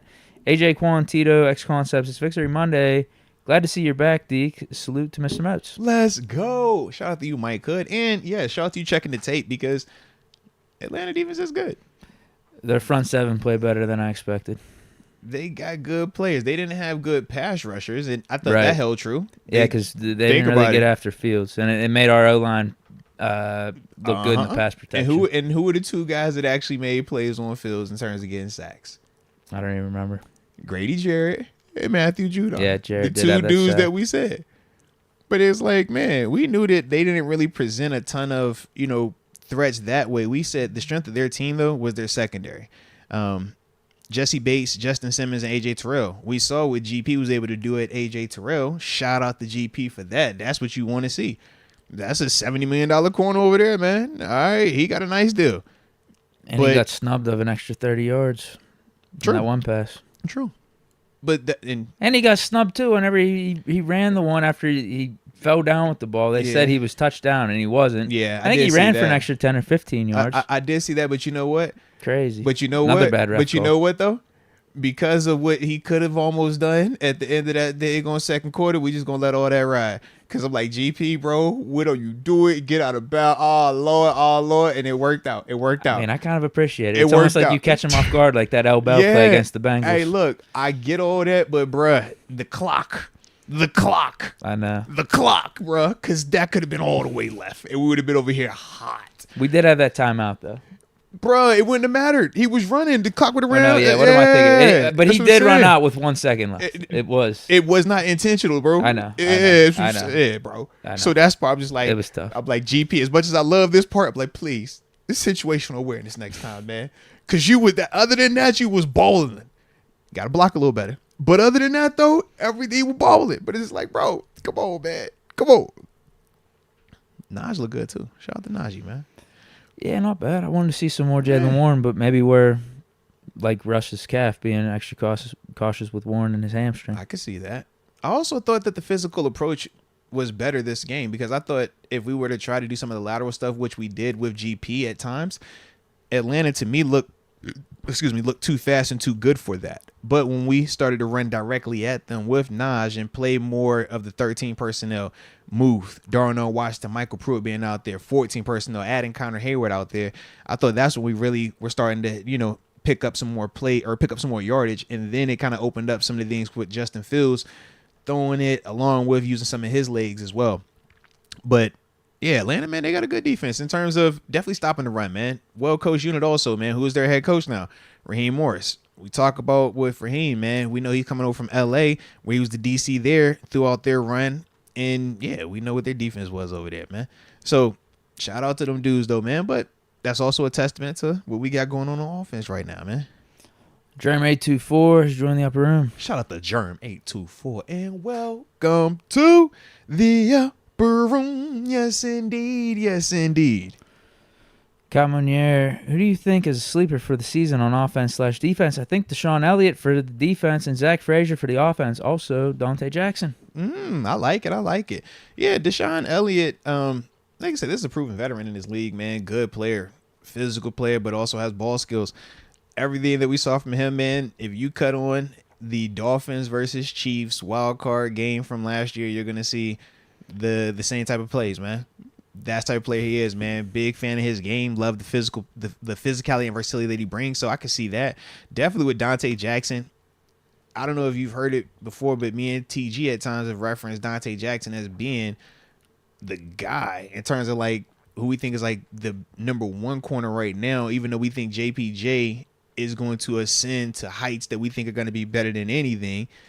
We still feel like, Dante Jackson is our better corner just because of the experience and the production that he's had historically throughout his professional career.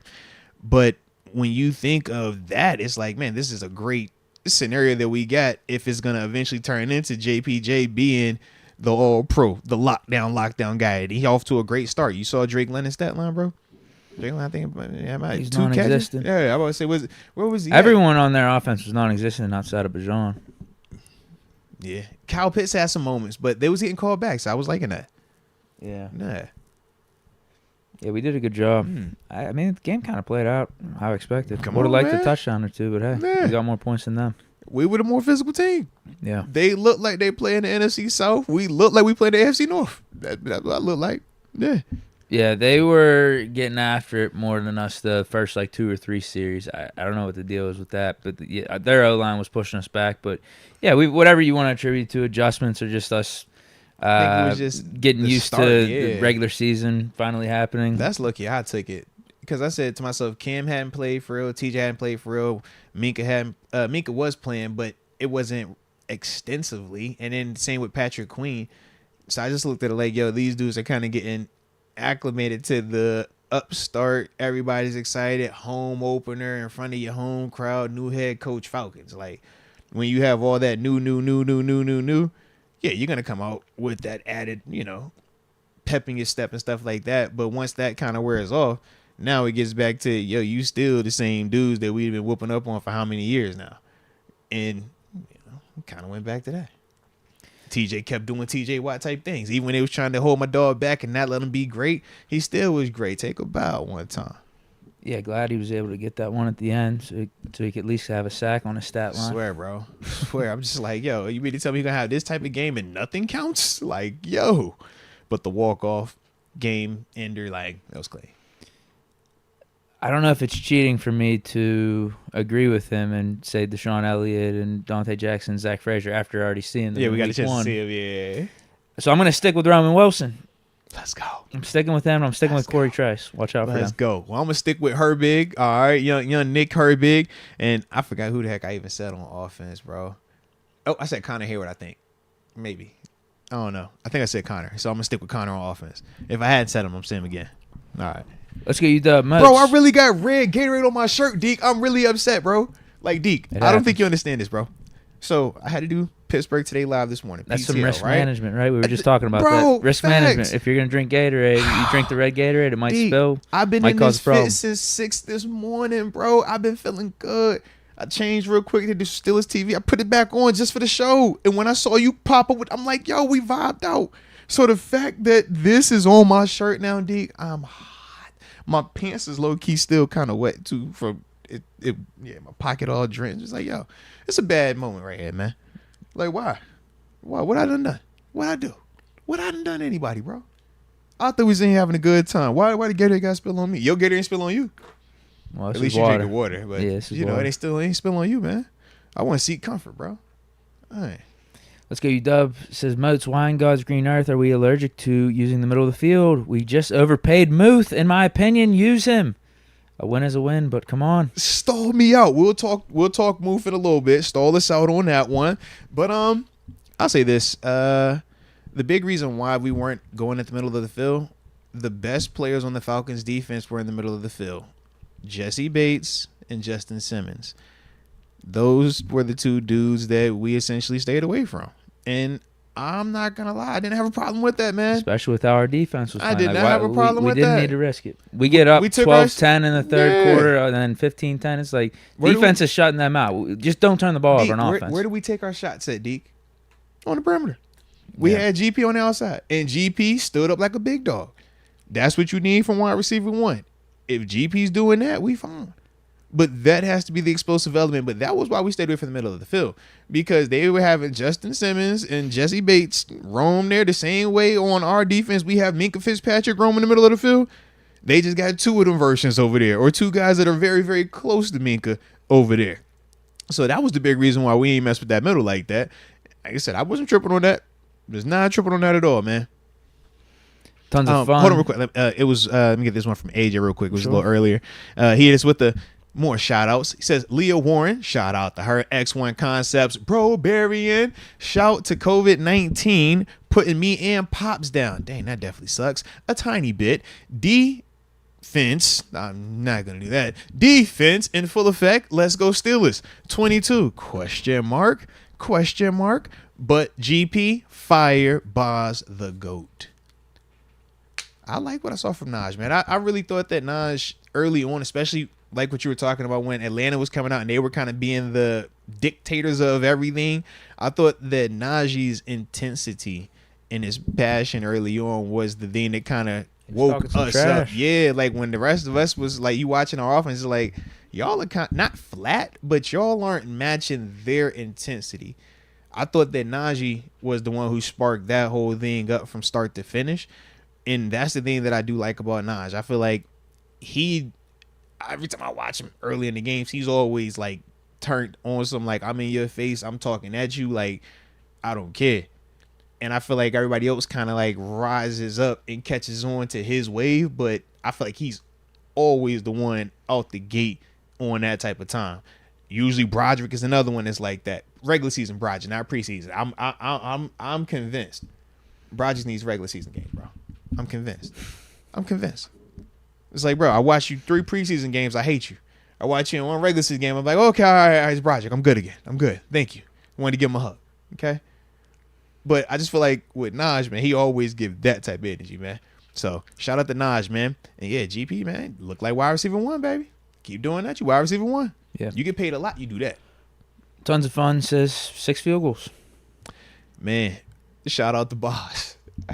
Because there was a lot of teams out there that was not making their field goals, let alone hitting 3 from 50 plus. Yeah. And imagine if we missed 2 of them. Changes a lot, man. The way that they feel of this game, all that down the stretch, man. Yeah, that's the other thing for me, too. I feel like there are people out there that are complaining that this is the same old offense. We're not scoring touchdowns. No. We can't compete in the modern NFL, scoring 18 points. It's like, come on, bro. You got to win the games that are in front of you. And, like, how this game was playing out, like, those field goals added up and got us more points, 8 more points than the Falcons. What's the difference between 18-10 versus us winning 35-25? Or us losing 34-28? We'll say 35 to, what's an 8-point difference? 27. What's the difference? Going by 8 points either way. Man. I would also say this. If we're just simply saying what are the prerequisites for a good offensive performance, right? We would say we want you to have scoring drives, right? We had 6 of those. We would say we want you to protect the football, right? You can't turn the ball over. Had 0 turnovers. You got to protect the quarterback, right? We typically say at the NFL level, no more than 3 sacks. We only had 2 of those. Oh, how many penalties did we have on offense, right? So very, very, very, very, very. I don't even think we had a penalty. No, we did. We had shitty calls by the refs. No, I'm talking about on offense. On offense. That's what I mean. The push off from Pickens. Oh, that was the one. Yeah, I think there was a Van Jefferson false start or something. You know what? Maybe he actually had a couple. I think. You know what? I'll take that one off then, because even though I'm agreeing with you. I'm gonna leave that one off. The Pickens one was a bad one. The Pickens was tick-tack, but I'm with you. So we'll take that off. But then the other part was 3rd down, right? How many 3-and-outs do we have? We have 1 3-and-out the whole game, man.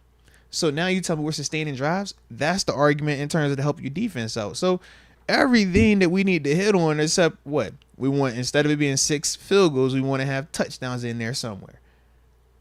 If that's the end part that we're trying to get, think about how long we were trying to get that to be the case past 2 years. Like, yo, can we just keep getting in position? Yeah. Like, we weren't even getting in position. And then it'll be like, oh, now we finally made it work. That wasn't the case yesterday. We were able to have that. We were able to keep the drives alive. We were able to sustain it. This is after 1 week. 1 week and waking up the morning of saying, hey, Deke, you starting today. Changes a lot. Changes a lot, man. And I look back at Kansas City last year. Mm-hmm. They beat the Ravens in the AFC Championship 17-10. I thought you had to score 30. Yeah. And the Super Bowl, before going to overtime, the Chiefs and the Niners were tied 19-19. Hold on. I thought you had to have 30. I thought you had to have 30, throw for 5 touchdowns to win the game, man.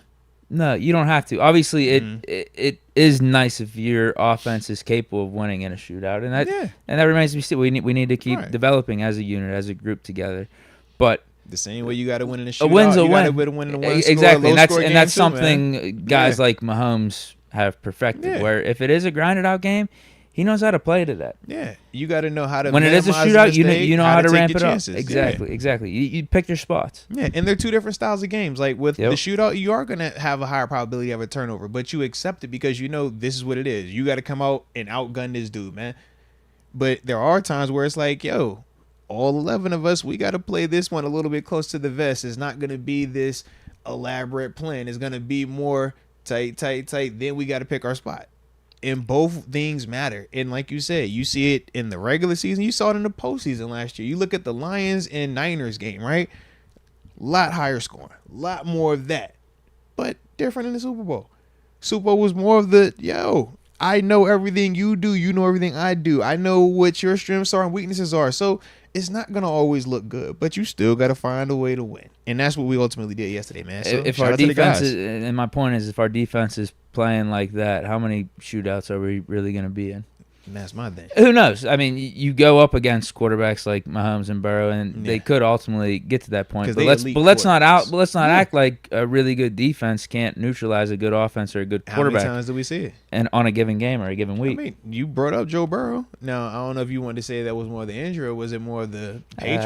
I think it's just week 1 Burrow, week 1 Bengals. It's just how they operate. I think they're 0-5 or something with Burrow in week 1. I mean, it was Mayo's first opportunity, though. Mayo got the Gatorade bab I'm telling you, bro. I really am concerned for Burrow and this wrist injury of being the same going forward. I am.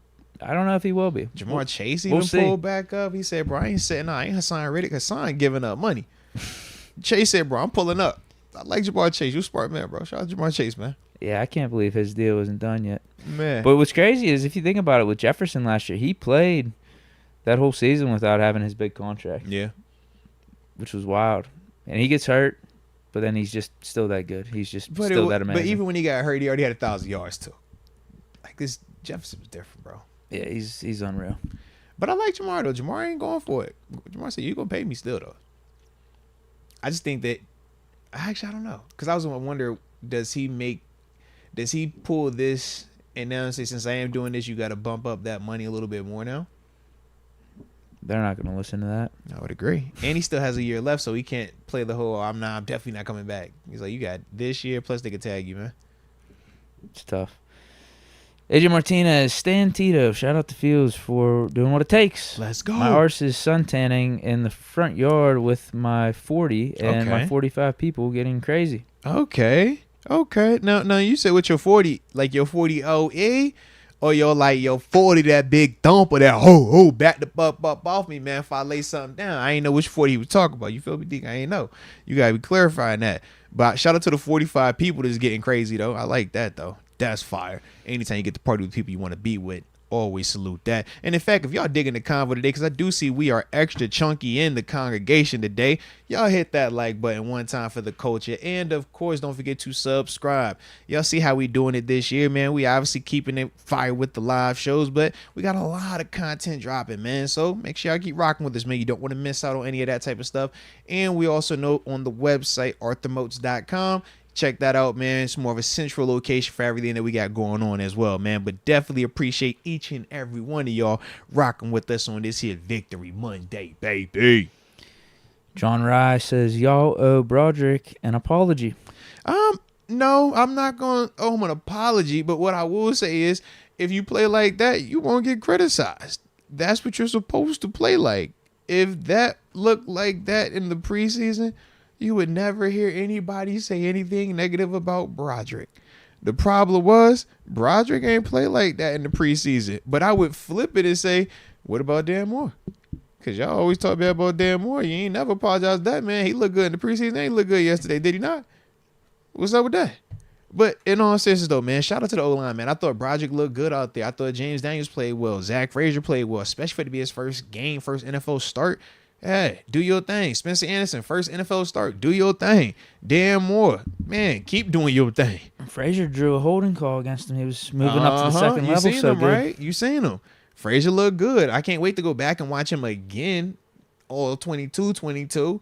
But no, man, I thought that when I went and watched, like I said, just the O-line and stuff like that, man, even when the game was going on and then going back and watching it the first time, it was like, yo, O-line, I thought, held their own. Even the 2 plays where the sacks happened, the one, it's almost a miscommunication with James Daniels and Broderick on the slide protection. They got a stunt coming in.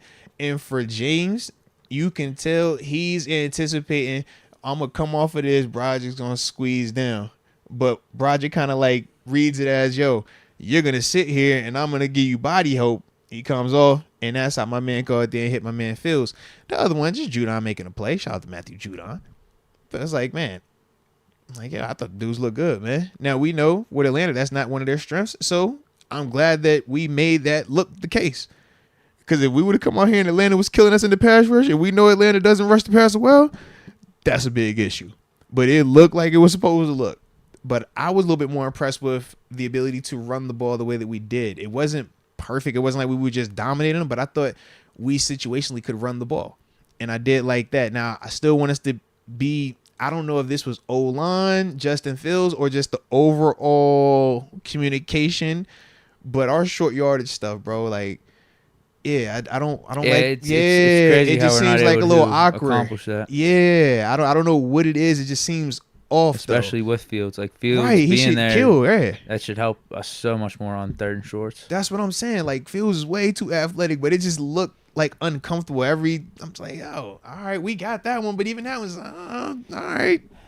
Yeah, maybe Smith wasn't ready to switch up his scheme that much. We didn't really see any read options or anything like that. That would be a perfect way to utilize Fields.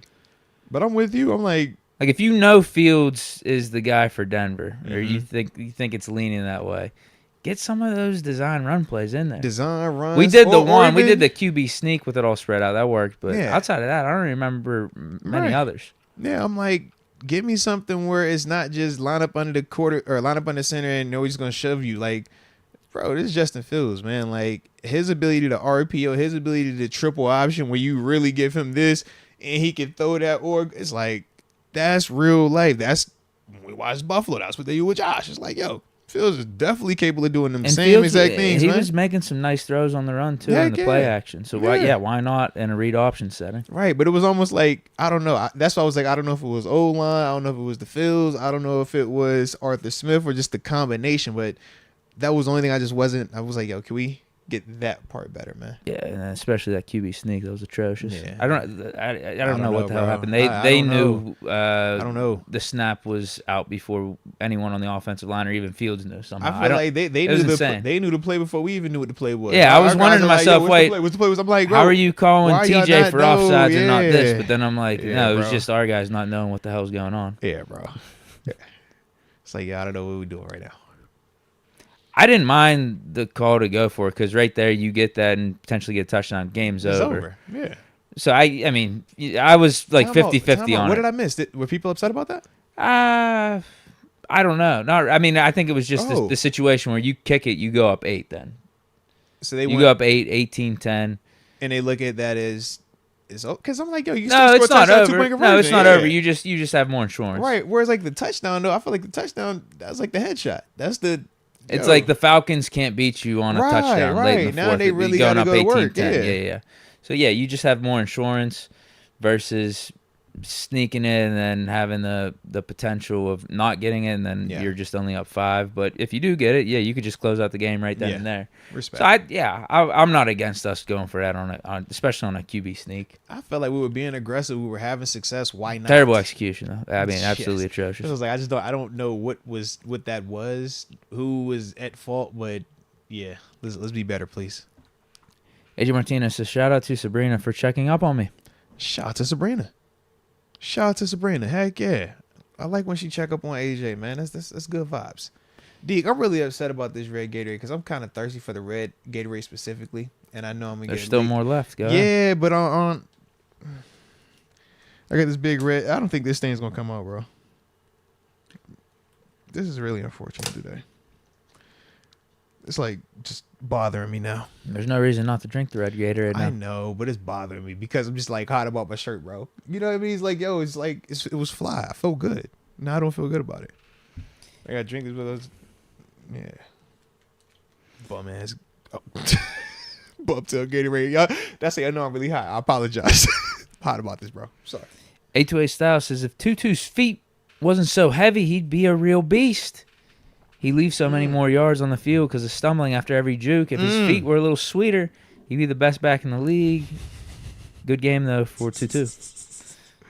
I like that last statement. Good game for Tutu, though. With all due respect. Man. We should have never drafted Najee. He sucks. Good game for him, Good game, though. Hey. No hard feelings, man. All right.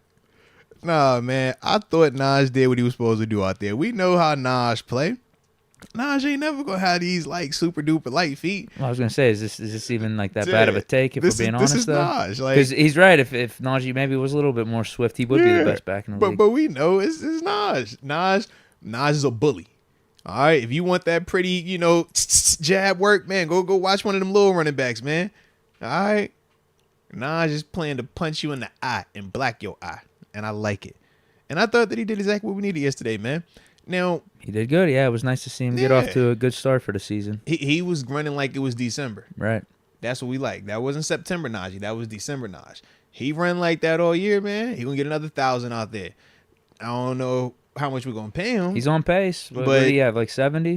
That's on pace. You do that every week. That's over 1,000. And low key, he looking around. He's seeing everybody getting a check too. He's seeing Move get that new money. He's seeing Cam get some new money. No deal for Najee, obviously. He said, it was crazy.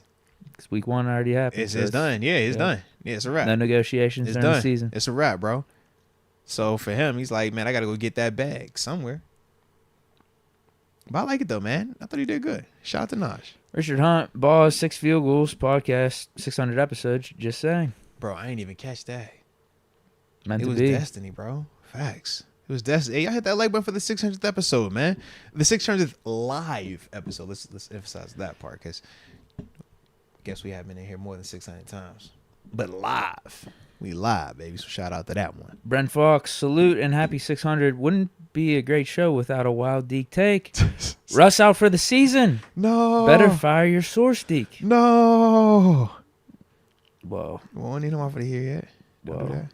Don't do that. No, Deke, don't do that. Well, I said in my pack video yesterday. Don't do that, man. It's going to take a while for that cap to heal up. He's out for the season. I think people actually took that statement serious. Oh, no. Yeah. Well, you hear Brent Fox's comment right here. I did. You know what? That's been my only critique with you, Deke. I'm like, I don't think people know when you joking. Like, I know it better than you. I don't know if they be catching on to it. I don't think they might not be coming on to it. They might be like, yo, Deke really crazy. They be thinking that, bro. Yeah, it's. I mean, if you have to explain it, maybe I don't know. Yeah, you're not supposed to explain the joke. No, it's just you get it. Yeah, right. It's like Fields played that good, or Fields played good enough for the Steelers are saying like, I get it. Yeah, Russ, you know what? You're out with the season for that calf. We're gonna roll with Justin. I get it, bro. I get it. AJ Martinez, David Decker in the house. 900 Juice, the GOAT chat. Shout out. Let's go. Shout out. Hey, this is actually a legit question. Shout out to Freddie G187. He says, you gonna have a 666 episode, or are we gonna skip that one? I'm good with skipping. I'm about to say I ain't even think about that one. Low key. I was like, 666. We ain't gotta do. We could just count that. We can skip that one. Kind of like 13th on the elevator. Just we go 12 to floor 14. All right, yeah. I ain't tripping on that. You ain't tripping on that, bro. We ain't gotta have that one. Yeah, we could just call it like the we show. Could call it the day of, almost just like let's say it's in April next year. April 15th show. There we go. April 15th, 2025 show. Duly noted. Yeah, so that'll be the show that is named that, because we definitely about to. Yeah, welcome to the 666 live episode right here. Now we're good, bro. All the brand new 666. We have a whole new, demographic of fans though, new supporters. They might like your taco meat, D. I don't want them fans, but you might like them, bro. They might just taco meat right, man. I'm good. No, we're skipping that. That's my choice, at least. That's what I would say. Yeah, we're gonna give it a different name. Yeah, just give it a different name. Let's go, UW. The Coach Prime experiment is an important lesson. As a coach, you shouldn't be the primary reason other teams delight in kicking your team's ass.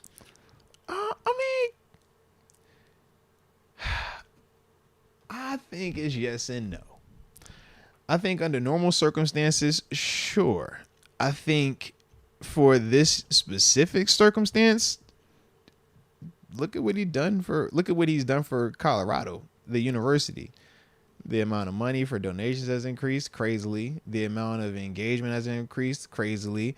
The fact that they are on primetime television almost every single time they play now. Man, we won't care about Colorado 3 years ago. That's the prime effect. So part of me is like, yes, if this was him at Pitt this whole time. No, you don't want the coach to be like that. But I think in the regard of what he was trying to accomplish and what he's done to Colorado specifically, that has actually worked. The problem is the consistency with winning. Now, we know that's a whole nother ordeal, but in terms of just like putting the school back on the map, Colorado was ranked at one point last year. Yeah. They were not going to be ranked if Prime was not there, no matter who they beat. They were ranked at a point last year solely because of how loud Prime is, man. So that's what I'm like, I get it, but I say yes and no with it, man. I have more of an issue with Shedeur throwing his offensive line under the bus. I thought he was gonna go there with it. He was like, "Prom, That's a bad look, man. Shedeur hit you with it. Hey, yo, how many times he get hit? Oh, all right. Sheesh, we right there with it. God, dog. Said, that's your offensive line said, too, man. Like you still got to play 10 more games with that unit. Shedeur said, "I'm not going down with the ship, bro." This Willie Beam, he said, "You did it. You ain't blocked. It wasn't on me. Y'all suck. I'm good." That's what Shedeur said. I was like, "Hey, bro, I get it. You're technically, I suppose." But this is my only issue too. Why, as fans and as media, we always say we want to know what a guy truly feels, and we hate when his coach talking to cookie cutter answers. But when a guy actually gets up here and says what we all are in agreement upon, when you watch Colorado on offense, we say the same thing, bro. Your offense line is trash. We say it is fine. Quarterback say, "You like, well, you can't say that. You can say that, but you can't say that." Even though we all are in agreement, like no one's saying that what he said was a lie, but it's just like, yo, you just can't say that though. I think it's almost just like you view yourself in that situation, and it's almost just like this is how you actually should handle it. I don't care what you say because for me on the outside looking in, it is something to talk about. It's actually kind of funny, but if you're the quarterback for Colorado, those 5 guys in front of you, they're protecting you, like they're gonna be protecting you for the rest of the season. But like, are they protecting him right now when he's getting beamed up? Like he get hit every time he get hit, bro. You should be, I don't know, like trying to motivate him. Maybe not. Like that's probably not the best way to do it. I would agree. That's not the best way. I would agree. Maybe for him though, it's just like, bro, I talk nice to y'all, I get hit. Let me try talking not nice about y'all. Maybe this will help you out, bro. Yeah, what he did is definitely a different approach. Typically, quarterbacks buy offensive lineman presence and take them out for trips and stuff. They've done that with the last group, and this is a whole new group. Maybe that's the problem. Two games in, he's no continuity. No, that group last year was even bad. That group last year was terrible. I know. But we should have known he was getting hit versus North Dakota State, bro. Think about that. We said, yo, North Dakota State's D-line was getting out there. Colorado's O-line. And he wasn't sacked a ton, but he was hit a lot. And it go with it. But you just can't say it when you're the guy. You can't say it as a starter. Like as the head of the ship, the quarterback, can't say it. It's not good leadership. And that's the thing. It's not good leadership. 100%. 100%, man. That'll have guys quitting, turning on you, especially when we know when you play well. You want to ream them out behind the scenes and say like you guys got to pick this up. Like, absolutely. This isn't getting it done or whatever. Yeah. That's fine. Out in public absolutely. Though. Yeah, that's tough. Absolutely. That's not a good look. That's facts. Louis D says, mad love to Deke and to one of my favorite linebackers, AM. Hey, no, salute to you, baby, from the heart. You know I appreciate you. Let's get it. That's not helping Shedeur's stock for the NFL. But that could be good for us, though, if, we're in the quarterback market. I don't know. So far, we're all right. Week 1 in. It's a week-by-week thing. It's going to be a week-by-week thing with our quarterback All I'm situation. saying is it was never week-by-week with 7. You knew. Exactly. It didn't take long. You know. Yeah, sure. So 100%. If we're in the market, it ain't gonna take long. We're gonna know when we're in the market, man. By the end of the season, we should know. Definitely. Absolutely. Ramsey Sala. Terrell Edmonds is back. What do y'all think? Go. For me, man, I'm a fan. I love the fact that Rail is back. I think that he's a great asset to this team. I think he's very familiar. I love his brand of football. He's physical, he's available, and he's consistent. The thing that we know he doesn't do well, we've brought in pieces that do that thing really well in terms of create splash plays, create turnovers. But I still need the other guy. I need the guy that's going to do all the boxing. I need the guy that's going to do all the dirty work while Deke go over here and get 40, Rail does that. Terrell is the perfect Robin to anybody's Batman. And if, we know it's a long season.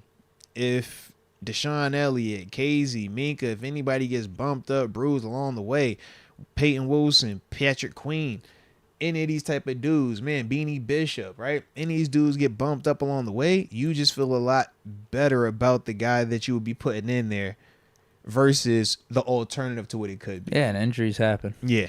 We're talking about a former first-round draft pick, a guy that has started here for multiple seasons, started in this league predominantly. And now that's the guy that we're saying is, man, you're the second, could be the third guy off the bench for us. Like, I think that's just that strengthens your overall team and it strengthens the overall defensive back unit. Yeah, nothing bad to say about picking up Edmonds. Yeah, shout out to Edmonds, man. I guess if you want to have your critiques about him potentially being the starter across Minka, you can have those. Even though I wouldn't really have any critique, I think he was a good player for us. But, like, we're talking about Edmonds being, third, fourth, or fifth on the depth chart right now at safety. It's like, man, this is a really quality player, and we just got him stashed. Facts. Nothing wrong with that at all. Facts. I had to laugh right there. DC53 hit us with y'all remember when Deke freestyle for Edmonds?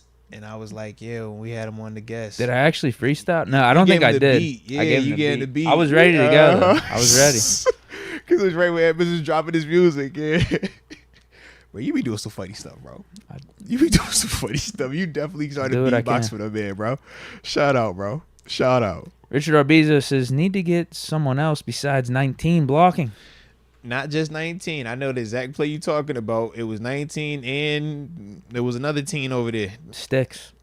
No, Sticks. 11. Sticks caught one where he got bodied and then Sticks got bodied because of somebody else supposed to be blocking for him as well. It was a teen number. I missed that. No. Who was it? If 19 is out there, who's the other team that plays a lot? Had a really good game. He was catching all the deep stuff. Oh, you talking about Pickens? That's the team. I missed that one. Okay. All our receivers have to block better, bro. Across the board. That's why we talk. I would be a little concerned about bringing Deontay in. Yeah, whether we're talking the quarterback run game, the running back run game, the screen pass game, we aren't blocking well on the perimeter based off of this game. Now, could it improve? Sure. But based off of this game, we ain't block good on the perimeter. Nah. And that was all That's them what I'm dudes, saying. man. Watch out for Roman Wilson. Yeah, that was all them dudes. Can Roman block like I just need to see it. He was very willing in college. We know that. No. I'm with you on the eagerness because all of the dudes yesterday I thought were willing participants.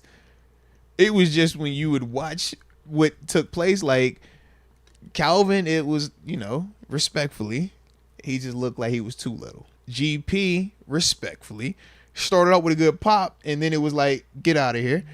And then the same was with Van. It was like, yo, you're trying to fight for her honor, and he socked you too. And now it's like, dang, bro, yeah. With all due respect to all three, I promise I don't want no problems. I'm a fan of all y'all. All right, but that was one of the takeaways. I'm just like, bro, we ain't blocking good. Scotty Miller, we never got a chance to see Scotty Miller in the blocking, and because he's a smaller guy, they typically had him on the backside, but. We had our best success running. We had our best success like being physical when we did more of the 12, 13 personnel. We put more of the tight ends out there because those were actually the guys that did. I thought they blocked really well. Our tight end group, like all four of the guys that were out there, I thought all of those dudes blocked really well, and I thought that was the difference. But we're just kind of limited right now. Until you can feel confident that either my number 2 receiver is a real threat catching it or there's a dude that's going to actually be blocking, that's going to hurt us a little bit. Because anytime we try to do the perimeter now pass to a GP or to a Van Jefferson or that elongated reverse that we tried to pitch at the GP, it's like, if this dude ain't blocking on that backside, you're never going to get to the perimeter because that corner is just going to press him in terms of driving the block back like we saw Joey Porter do, like we saw Peyton Wilson do on the screen. Like both of them dudes played these like a couple nice plays where you just see like, yo, they're not allowing that receiver to block them. Yeah. And as a defender, that's kind of the mindset. We would be telling every corner, bro, that receiver better not ever be able to block you, man. Can't block you. Can't happen. But the flip side is, yo, receivers, you got to block this, man, bro. You got to make that block. Because if you make that block, now this thing turns the corner, and now we got a chance for something big to happen. But if you don't make that block, we don't stand a chance out here. Right. But we'll see, man.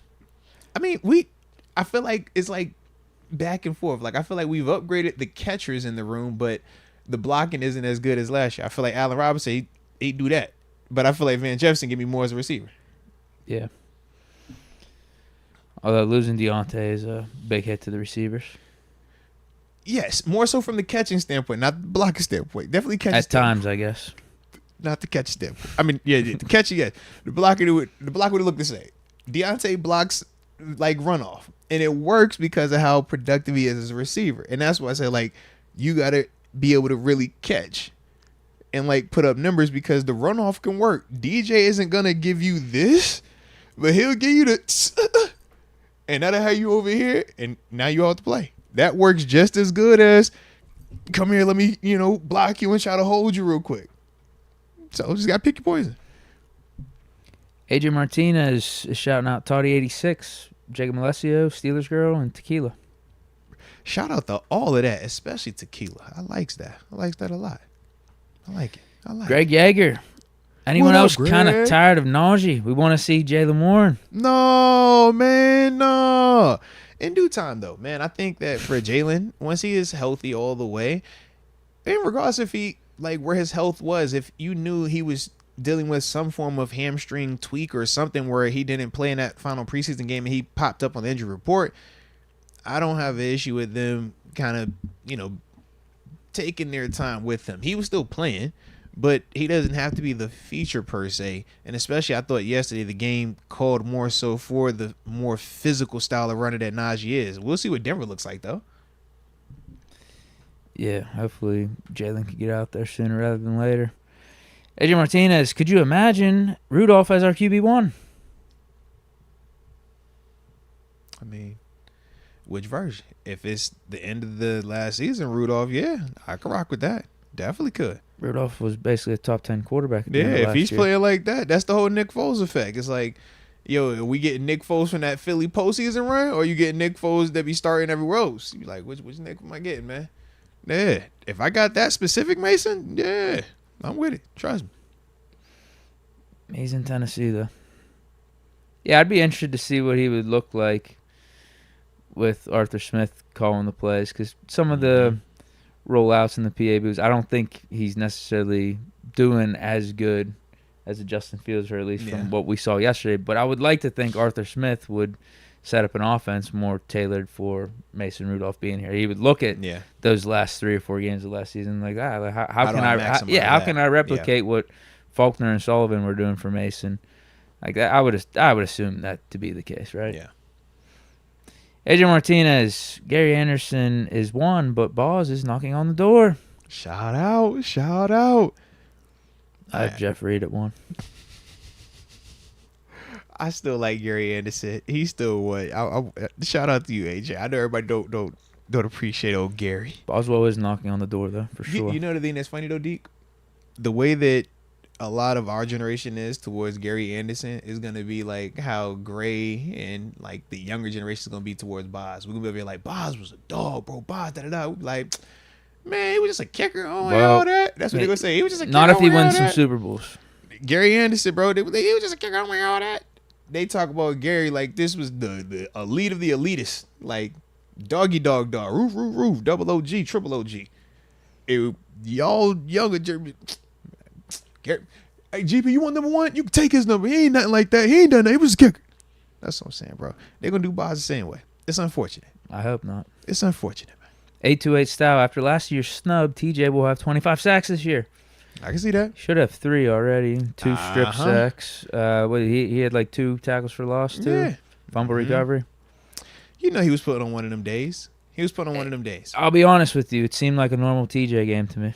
That's what it was. That's what TJ does. Nobody was like surprised. Those are the type of games that if Myles Garrett has it, the whole NFL Network is shutting down. And this is true. Saying like this is just going to be a 1-hour segment of Myles Garrett highlights. Let us tell you why he's already out, the man. They got to clean themselves up now. Like they can't help themselves if he did something like that. But yeah, it's pretty much a normal TJ walk. It's a regular Sunday. Nothing new. Regular Sunday. Yep. In fact, when he doesn't do that, we're upset. Like TJ, that's what you do. So why wouldn't you do that?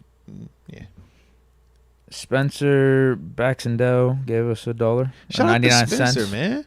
And it was Spencer's first Super as well, man. So shout out to you, Spencer. We appreciate you from the heart, baby. Let's get it. Jamel Smith, I know it's only week 1, but the D is looking scary. That's what she said. And look out for 41.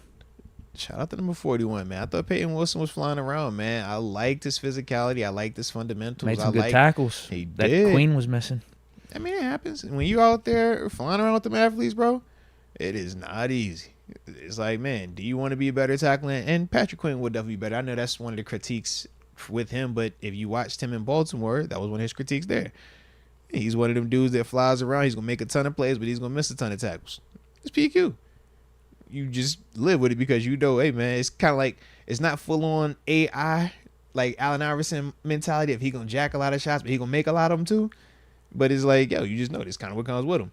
But I thought Peyton Wilson, man, I thought he played well, man. I definitely was liking just the little technique things that I was seeing from him of staying in his shuffle, using his hat and hands on the perimeter, playing fast with confidence. Like I said, with young dudes, man, you just never know. You put them out there and they act weird. Like, bro, why you start doing this all of a sudden, man? It's like, nah, just play.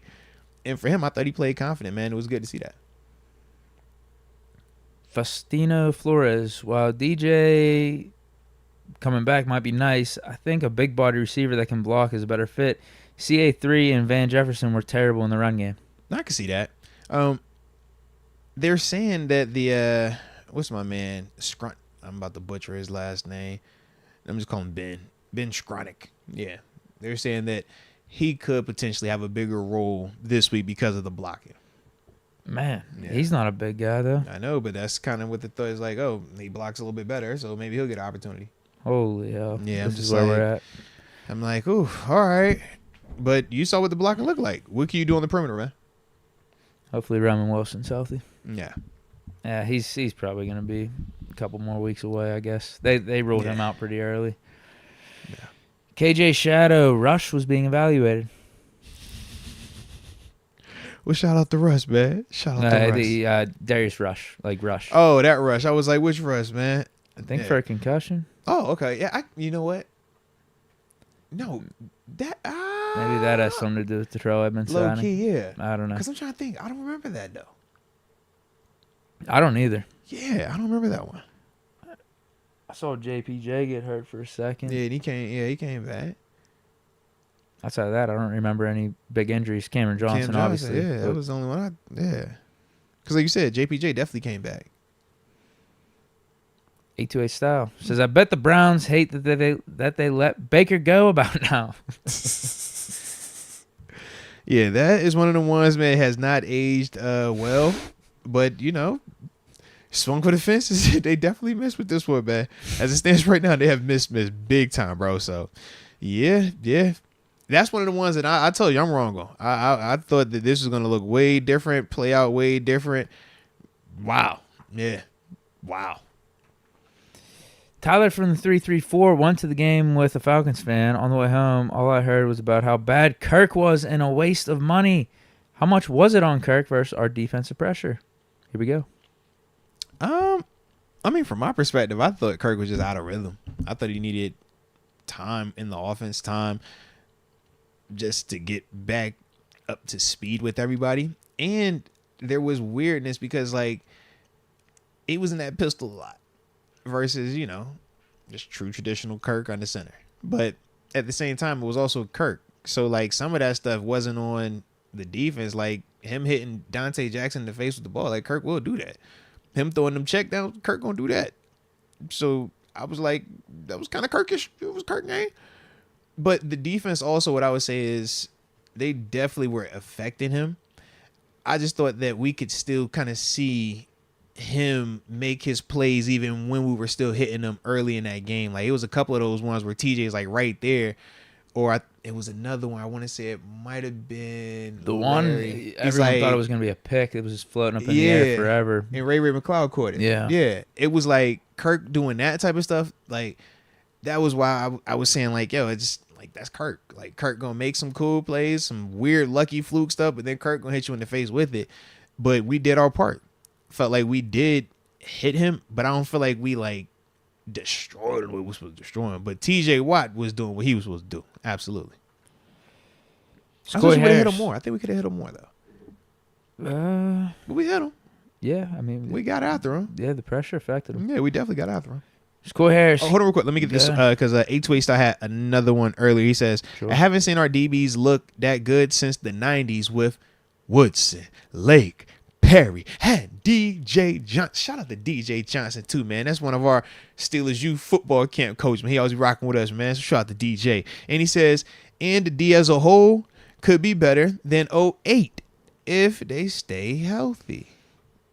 Now, 08 defense, that's pretty lofty. Don't put that on us right now. That's pretty lofty. Whew. But the Falcons really should only had 3 points in that game. I would agree. But that's things really are looking lofty. Up. 08, that's woof. You know what 08 was? Yeah. Like you said, if healthy, there's no reason we're not in the conversation for being a top 5 defense this year. I think that's like an average season for what we got going on defense and the personnel and how we're paying it, like all that talent we got there. Like that's kind of what we expect it to be if healthy. But that 08 defense you're talking about, one of the best defenses of all time. It's like historically good. Woof. Right. Yeah. We got the pieces. I mean, we definitely got the pieces there. I see the similarities. I can see the framework he's Yeah, maybe better secondary with these guys. Yeah. If JP comes into his own. Mm-hmm. Shoot, then maybe better front. D-line, potentially. You catch what I'm saying? Yeah. D-line, potentially. You got the top 2 Steelers sack getters with this group right now in TJ and Cam. Depending on Peyton Wilson, maybe linebackers. I think that's a bigger if than D-line or cornerbacks. We definitely, they were more. Safeties is going to be tough with Ryan Clark and Polamalu, but if Elliott keeps playing like he did in week 1, that's going to be pretty tough, bro. Elliott played good, but that's going to be pretty. You just said who was that first name you said? Troy P. Oh, that's going to be tough, bro. That's all I'm saying. And I love Minka. Minka's a heck of a player, but that's going to be tough, bro. Brio. No. Score Harris. It says, can't wait to smoke that Bills pack. Moats, don't cry in the car. We win. What's the Bills pack 600 for? Show. Love it. Keep it up. Love you guys. Deke, don't love us no more. Mom's is proud of you. Moats, God, peace, and love to call. Amen. Let's get it. So quick. But what the Bills done, bro? We don't even play the Bills this year, bro. Maybe he's talking the divisional round. We had an opportunity in the preseason. Wild card revenge game, maybe? Did you smoke a preseason pack? Was it a preseason pack you had? I didn't do any preseason packs this year. Well, we didn't win any, so there's no reason I forgot. My bad. I totally forgot that part, man. Yeah, I don't know, man. Yeah, just why you want the Bills pack, man? Leave that Bills pack alone, man. Yeah, Tom J. The Bills can't win a big game, because they got that overrated quarterback over there named Josh Allen. Yeah, I'm with you, man. Heck yeah. Rio J, I don't think we can keep going back and forth with our quarterbacks. Our offense is young and needs consistency. If Russ isn't healthy, just go with Fields. Stability is key, which I do agree with. And that's partly why I'm on the same, we're all kind of on the same page, but for my intentions, I think are different than everybody else's intentions. But to me, man, if Russ is going to play and it's just 2 games and then he's back dealing with this, or it has to linger on throughout the season, I think it throws off the overall rhythm of your team, because now it's who's the quarterback this week, who's the quarterback that week. Oh, is Russ the quarterback up until Saturday, but now it flared back up again. Now it goes back to Fields on a short notice situation. That's not good in terms of, trying to get your team going the right way and consistently doing what they need to do each and every week. So if he's not healthy, give him time to recover. If he is healthy, then you play him. But I think it's as simple as that. Not, hey, man, I'm not healthy, but I feel good. I'm going to give it a go. No, I don't want you to give it a go. I want you, are you healthy? Yes or no? And I think that's where we all Can have you to do everything you need to do? Exactly, yeah. Don't give me 90%. I don't want, I can do this, but not that. Yeah, can you do the full mobility? Right. Because if you can't, then I want you to sit. And I would much rather you sit for 2 weeks and risk Justin Fields playing better and taking your spot than you come out here, either re-injure it or you play well this week. Now next week you back on the shelf. We don't want to deal with that. Right. Yeah, and Fields does play good in those 2 weeks, those 3 weeks, 4 weeks. You live with it. Like the commenter said, I think you want to stick with that stability. Yeah. Okay, John Doe says, happy 600th to Moats and Deke. Love the show. All love to the chat, especially the Upper Room gang. The Upper Room. Want to know? Here we go. Let's get it. Let's get it. A2A Style says, have you noticed that Watson and Tiger Woods were never the same after they were caught skeeting around the world and had to stop? They both lost their mojo. Hey, yo. Now, I think with Tiger Woods, the injuries played a big part. Because the following season, after he got caught, he won. I think he was PGA Tour Player of the Year. Yeah. He won like 5 or 6. He just didn't win any majors, but he was still finishing top 5 in those majors. Did have a really good season. I think it was the injuries after that. Yeah. That's what hurt him. Watson, I don't know. Maybe a different story with him. Said he lost the mojo, bro. Sometimes you need a little edge. It's you know. I do know people that say that though. They like, yo, I play better when I got a little dirt on me. I'm like, what is this? No. Who said that? I'm not doing that. Cut it out. Cut it out, man. Yeah, but that's the thing, man. Some people, they need that. Like, they need an edge on them. Like, I don't need an edge, bro. Like, y'all are wild. Yeah. Y'all are out of control, man. See, look, Tom Jade backs me up. He says 2012 PGA Tour Player of the Year. Yeah. For Tiger. Shout out to Tiger, man. Tyler from the 334. Deke, you were 100%. Russ, before game 1, you flip-flop traitor. Uh-oh. Well.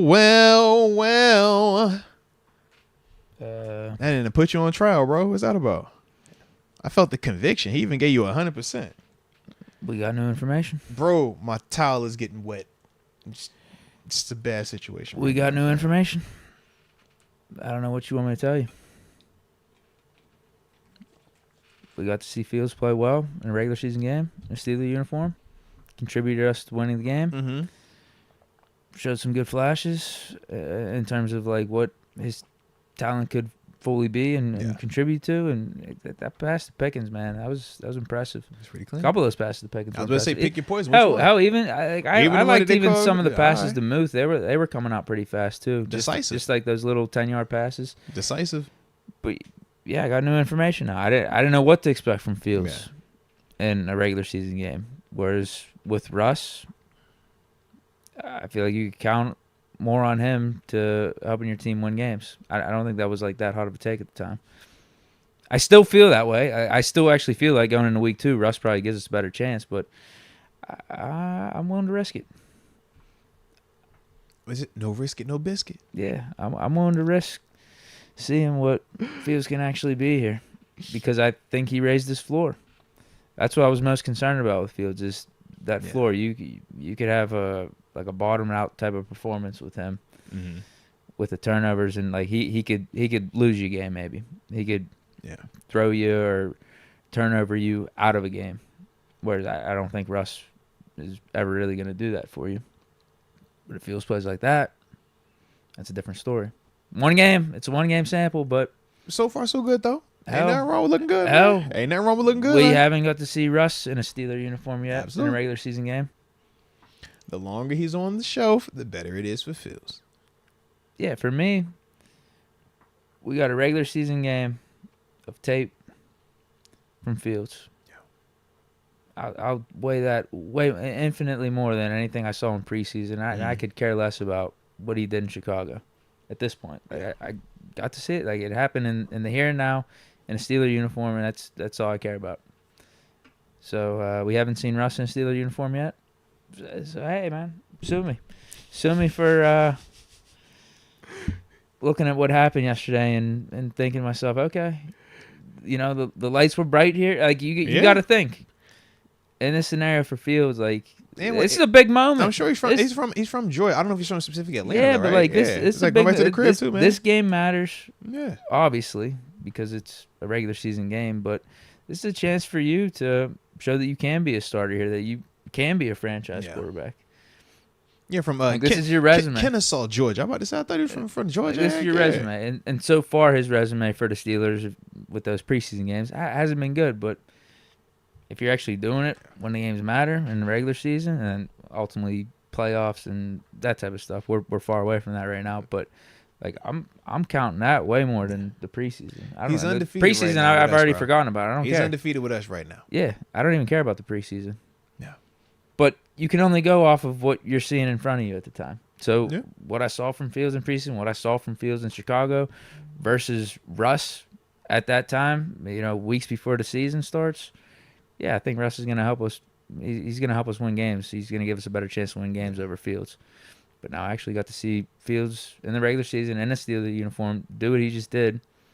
Okay, we can win games with that for sure. Fields, you keep playing like that. Yeah. Improve upon that. You'll be off to the races. You might have found yourself a gig here, not only for this season, but long term. I mean, we need that answer. We hope we get it sooner rather than later. AJ Martinez says, Deke's persuasion tactics need work. LOL. He getting there. I don't know what he's referring to. It might be how you talk to your free agents, or how you free agents. Like, when you're recruiting guys, you be like, yo, man, come play with the Steelers, or else you suck. Or you be like, yo, hey Russ, you hurt, sit down. But if Fields don't play good, then you're not hurt. Get out here and play good too, because I can't go back to Fields because I've already benched Fields. But I like it though. Bruce Masterovich, I want to see Fields with a healthy Warren and Wilson. That's a good point, too. Mm-hmm. Is he not reading the field, or are his non-GP options just that bad? Well, that's one of them questions that we are still trying to find the answer to, unfortunately. I agree with that comment. I'd like to see Roman Wilson out there. I'd like to see Warren out there more. I'd like to see if Fields gets to start this week, or gets to start for even the week 3 game, week 4, whatever it is. I'd like to see an offense more tailored towards him. Okay. Throw in some of those read options. Now, what we did week 1, I mean, it worked, but talking about utilizing Fields' running ability in a more effective way, I think Arthur Smith could throw that in there. But just, if Fields is out there for multiple weeks in a row, I'm going to be really interested to see how that chemistry could build with him being the guy, and like how he could develop, but just the whole offense could develop together. Because you saw glimpses of that in training camp. Mm-hmm. First 2 or 3 days, you got to see a splash play from Fields, a nice throw here and there. But then once you got into like the end of the first week and into that second week where he was taking all those QB1 reps, it looked legit. Like it looked like he was the guy. He was in command of the offense. Now I get it's just training camp and everything, but you saw that rapport start to build. So that's why I would be curious if that would replicate in the regular season. Well, we know tomorrow Coach Tomlin will talk. He's going to do our show. It's Russ. Well, he's only going to say that if Russ Russ is healthy. If Russ isn't healthy, what changes? How does he answer the question if they ask him, if Russ is healthy, who's the starter? How do you think he answers that? That's a different question. If Russ isn't healthy, that's the reason why we saw Justin Fields. So I think, once again, until we know if Russ is healthy or not, we can't just predetermine. I'm just curious, how do you think he answers it? You think he just healthy, doesn't answer it, or is he going to say Russell Wilson's the starter? I think he will simply say, if Russ is healthy, Russ is our quarterback. Because that's been what he said all off season. That's been what he said all preseason, all training camp. So I'm just like, I think he's going to say that again. But I do think if Russ isn't available, then it's a moot point. You know what I mean? Because it's going to be Fields. And that's the whole reason why Fields got this opportunity. It wasn't that Fields did anything that, he beat him out all of a sudden. It was like, nah, he's hurt. So if he's hurt, you're going. I think for Coach, he's going to have that same energy this week, man. Until the sample size gets large enough with production to match it, not just optimism. And I think once that is married perfectly, then now it's a way different conversation for us, because it's happening now and it's happening in front of us and it's here. It's present. It's not, we're still waiting and hoping that it could get there. So I think that's kind of how it continue to play out if Russ is still hurt. But none of us even knew when Russ got hurt. Because think about it. It wasn't like, on Wednesday it pops up in practice. No, I think it was Thursday. They said, Thursday night. Like something pops up here. Barely heard anything about it on Friday. And then it's like, Sunday, Fields a starter. So I'm trying to see what the severity, what it is. Like, what's this? I don't know what to believe, because Russ said when he first had the calf injury in training camp that it wasn't serious. If he had to play, if this was Sunday, I could play. Mm-hmm. We sat him out for like pretty much 3 weeks. A month, yeah. So he said the same thing. He said he wanted to play. His interview after the calf injury popped up. I think the interview was on Friday. Mm-hmm. No. He said I'm going to try on Friday. He said I'm going to try to do everything to get ready for the game, this and that. And then I saw a report on Saturday. I don't know who it was from, but they said that Russ told the team that he's ready to go. Right, that's what I saw. Yeah. We saw how the Steelers handled the training camp scenario when Russ said he was ready to go. Is it going to be the same for the regular season? Are we going to wait 2 weeks? Are we going to wait 3 weeks? But even when they said he was really ready, think about when he came back and played in that preseason game. What did they even say after the game? He was still limited. He wasn't supposed to go. Yeah, right? So what's it good? It's like, yo, is he good or is he not healthy or not, man? Like, because it seems like he's not healthy, but we're just trying to give him opportunities, or he's trying to get these opportunities to go out there and just play. And they're like, nah, man, we're gonna help you. We're gonna save you from yourself. Because like I said, if that's the case, if he's hurt, then he's hurt. But if he's not, then it's a different convo. But everything keeps seeming like he's legit dealing with a calf. Right. He just is saying the wrong stuff publicly, which is the right stuff. Well, and I don't think Tomlin's going to be very clear on it either. Of course, because you know Coach T ain't about to be clear on none of that, man. He was so pissed in his Thursday night press conference when the Russ stuff came out. He was so pissed. Shoot, he was about to get on Roman Wilson when Roman Wilson simply said, "Yeah, man, I'll be ready for week 1. I'm training for week 1."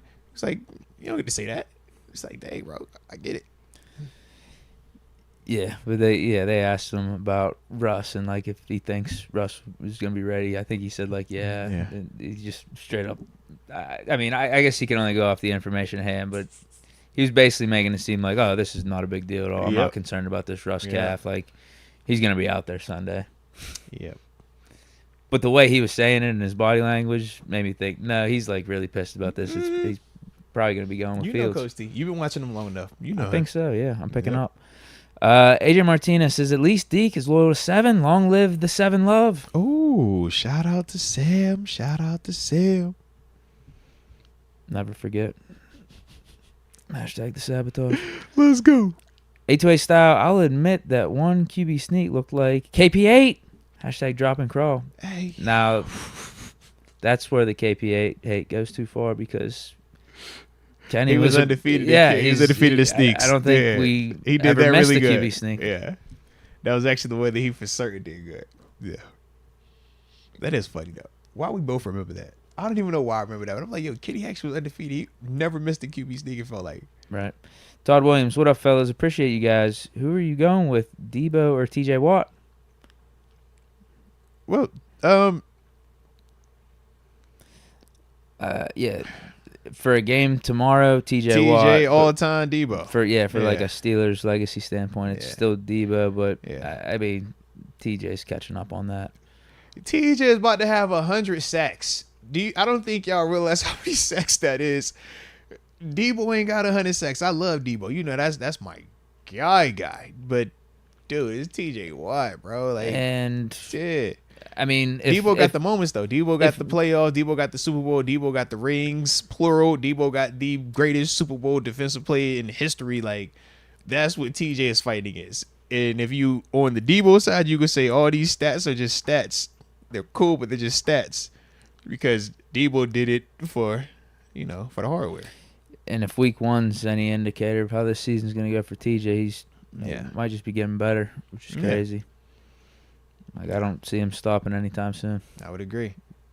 Because TJ, he already has the record. He shares the record with Strahan. That's the next thing. He's going to break it. He already has a depoy. So it's like when you're talking about him versus Debo, it's like TJ's resume is going to be so much more robust. That's why we say TJ's the first ballot Hall of Fame when he's done. Whenever he hangs it up, he's going to get that nod. Whereas with Debo, we know it's a little bit more of a fight. But if we're just talking the Steelers element, that's kind of like the A.B. Hines Ward convo. Oh, if you're saying who's a Steeler better, like the greatest Steelers, it's like, well, yeah, I mean, which one do you like? We know this one was nicer, but this one is, more polished. It looks better. I like this comment. A2A style, Mike T secretly wants Fields as QB1. Hashtag he throwing smoke. Hey, we're going to find out, baby. We're going to find out. And this is the thing. Phil's getting an opportunity, right? At the end of the day, regardless of which quarterback you are, you just want an opportunity. Phil's okay. You got the first shot. There is still nothing that says in 6 weeks, every single person that is on the Phil's bandwagon jumps off of that bandwagon. There's nothing that says that, right? So if you are, pro Phil's and Mike T is pro Phil's, there's nothing wrong with that. He'll get his opportunity. The same way he had an opportunity in Chicago, man. Yeah, I don't think, I feel like outside looking in is kind of who has this guy as the head guard? That guy's his favorite. It's like, nah. They just simply saying who gives them the best chance to win. And they throw in all of what they see currently and all of what they have seen historically from these players. And that's how they make the decision on who they're putting out there. But trust me, man, if Fields comes out there and he's balling, who cares? You got your QB1. The same way when Mason was balling at the end of last season. Did anybody care that it wasn't Kenny, that it wasn't Mitch, that it wasn't Duck? No. It was like, bro, Mason's balling.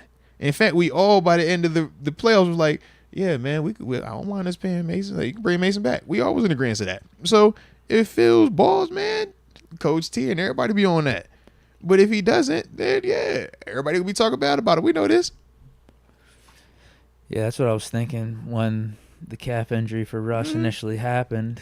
Steelers, maybe on the low key, aren't stressing that much about it because this is an opportunity to see Fields where you don't have to make it awkward. It's not your decision. We have to see Fields. I have to see him. We have to see this guy that's 25 years old that was a top 10 pick. Sorry, Russ. You're just not healthy. And it's the thing. And if Fields plays in a more definitive manner, then it's less of a conversation.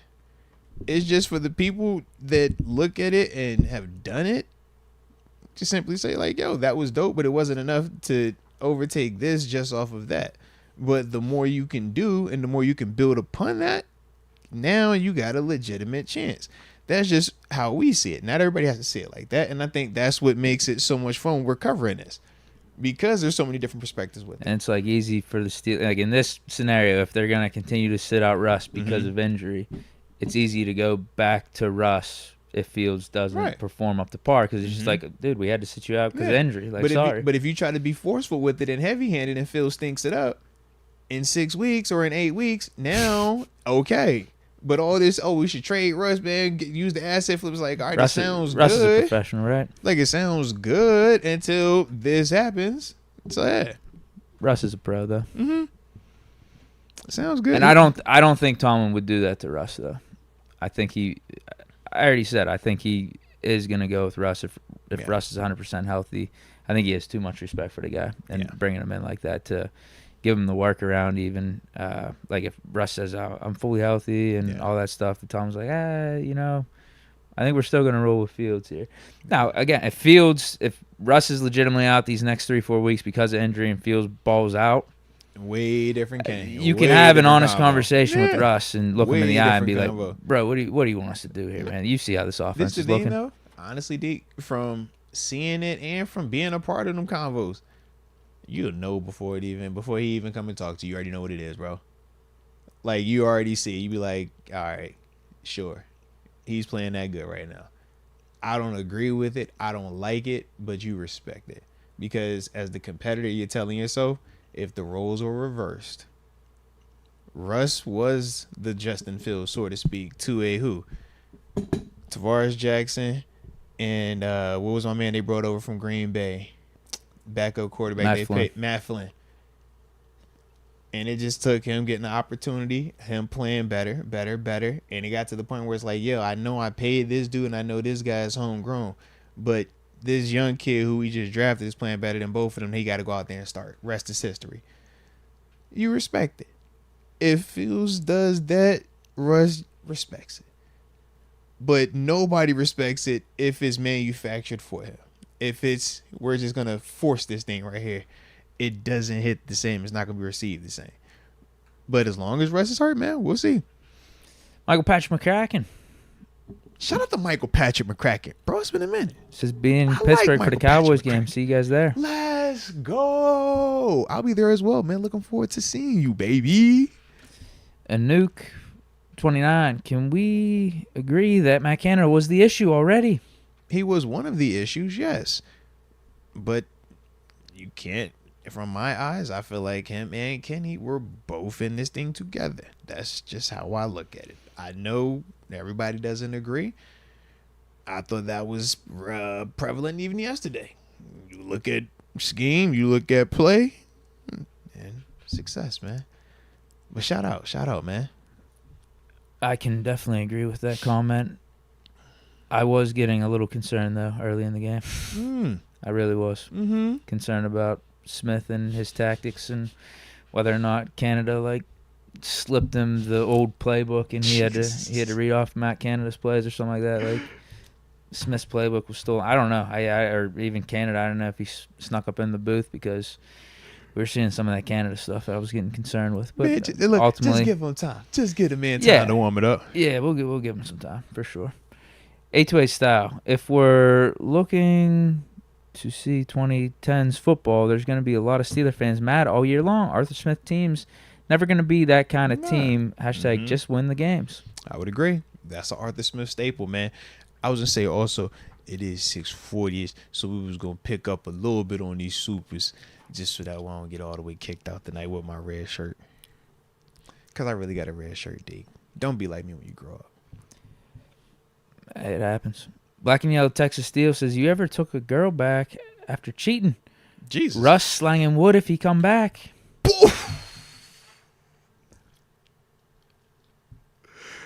That's a heck of a comment, man. I was ready for that comment. That's also real. He probably is going. He would do Denver dirty. Yeah, or just in general, he doing everybody dirty. I don't want no. That just leave this comment alone, bro. That's a lot. LS Lee says, I like Fields, but Russ is finna torch Denver. Revenge. You know it's revenge game, man. Revenge week. Deke, what's up, bro? Want to get a revenge action? You do know he wants to get out there. He wants to do he's Denver gonna tell bad, Tom when he's bad. 110%. He wants to do Denver bad, bro. And he said, y'all got Bo Nix out there? Oh, he want to do Denver filthy. Let my man get a chance to get his lick back, man. Like Black Yellow said, Tomlin will play into that stuff too. Let Russ sling it. Pause. All right. Yeah, let him cook it. Let him cook, man. Tomlin appreciates that type of stuff. He'll play into the beef. He'll be. Hey, go for the coin toss. Skydiving Heck, does Russ starting impact the run game? Fields' threat with his legs on rollout PAs gives something different the defenses have to account for, unlike Russ. I think it's however you want to perceive it. If you want to solely base it on the fact that Fields can run better, then sure. But the counter argument is Russ passes better. So if you pack that box like you would to stop the run, thinking because Russ isn't capable of running the football the same way that Fields can run the football, it's going to look like it did in Seattle, where he's going to play action you and deep shot you to death, because that's what Russ does. He has the high level passing accuracy that makes you say, I don't care what he can or can't do, we better not play with this dude because he can't hurt us. Whereas with Fields right now, that's kind of still been the knock on him. He hasn't proven that he can consistently carve you up with his arm just yet. Now we hope he develops into that, but outside of that, he has kind of exclusively had his most success based off of his running ability, and that's why people say, he doesn't play quarterback, he's a running back, or he can't see the field. Like, that's kind of the argument with it. So that's why I can see it both ways. It depends on how you want to spin it for either party, though, man. I'm just going to read this comment from the normal chats. John Doe says, I didn't see a single fire Tomlin yet today. Well, it was a Tomlin win. We got Tomlin losses. This was a Tomlin win. This was a Tomlin win, for sure. He had, full faith in his defense in the second half, for sure. Yeah. I like Tomlin wins. I don't have an issue with these. Tomlin win. Yeah, it was Tomlin win. We win 18-10. Yeah. He's smiling. He's Come loving on, it. Man. Beating his chest, defense, special teams. That's Tomlin win. Y'all don't like Tomlin wins. I don't have a problem with Tomlin win. I'm going with Tomlin. Me and Deke, we're accustomed to the Tomlin win, bro. That was the Tomlin win. It looked good. So shout out to the coach team, man. Yeah. King Whooper. They was playing big boy running, fourth quarter bully. I would agree. I would definitely agree. Let's go, UW. Moats needs that OxyClean sponsorship now. No facts, bro. Like, I am really upset, man. Like, it's dried and I can, like, really see it. That's the problem. Like, yeah, it's just one of them days, man. It's one of them days. It started off up here, and now I'm just, like, down here right now ever since I spilled on my shirt and my jeans. Bro, I felt good about my outfit, man. I should have just changed. If I would have changed, I would have never had this issue, bro. Because it could have spilled on a hoodie, and I wouldn't be tripping on it. Okay. But it's like, yo, this is like one of my nicer shirts. Like, damn. I had, you got like your school clothes and like your regular clothes. It's like my school clothes. Yeah. Sucks, bro. It's sad. Lewis D, you guys think that the more snaps Peyton Wilson plays, the more likely he becomes the starter sometime this season? Yes, I would definitely agree with that. I think they're handling it the right way, though. We know what he specializes in, sideline to sideline, being fast. But this also allows him time to develop and learn behind Landon Roberts and Patrick Queen. It gives Peyton Wilson the time to not feel like I have to be perfect. I have to be out here, and each and every week I have to be a guy that's ultra productive. Nah, you might set them expectations on yourself because that's what most players do to get to this level, but it won't feel like that when you're actually out there. The same way with Benny Bishop. We don't feel like Benny has to come out here and play great. It's like, Benny, just be a part of the group, man. You got all the dogs around you. If you get into that convo, great. But right now, man, just fit in. And for right now with Peyton Wilson, I think because of Patrick Queen and Landon Roberts, it does allow him to just kind of fit in. Be just a third down sub package linebacker. Man, by week 6, okay, maybe you are developing more into a every down linebacker. We also got to see what the health is of everybody else also. We know how quickly that can change, and now you go from being the third wheel to you're starting every snap. Right. Zach Frazier, right? Hello, Zach, hey, you was going to chill all year this year. It sound good up until about 2 weeks ago, and it's like, hey, you ready to be a dog again? Hey, I know you had said Grady Jarrett and them boys in Atlanta. Hey, Denver got some other guys as well, okay? We can't take it off this week, man. So that's the stuff where, yeah. When I think of Peyton Wilson, like, eventually his time will come. Now, T. Morris is telling you how you should feel, and he's also, in a way, pocket watching. He says, you can afford a new shirt, Moats. Yo, that's crazy. I got nacho cheese on my new Hayward jersey, right on the white numbers at the Bills preseason game. I'm guessing he's saying he's not able to replace that Hayward jersey. Why you coming at me like that, man? Yeah. Hold on. You ready? I've been waiting my whole life. Well, not my whole life. Ever since I made it to the NFL and people have come at me and be like, yo, you got a lot of money. And they always like, yo, let me get some money. I've been waiting this side of like my adult life to be able to be like this. Yo, I got a kid that's going to college, man. I got to pay for college, bro. Yeah. All right. I got college I got to pay for, man. So I can't afford another shirt right now, bro. You know how expensive college is? College is expensive, bro. Yeah. I got college to pay for, bro. All right. I got college to pay for. All right, so unfortunately, I have to save up my money. I can't get another one of these nice shirts. Actually, my wife got this for me, man. Yeah, this was like a nice one. She surprised me. I like when she surprised me with gifts. But you know, I got kids, man. I got college I got coming up, man. So I'm stuck right now.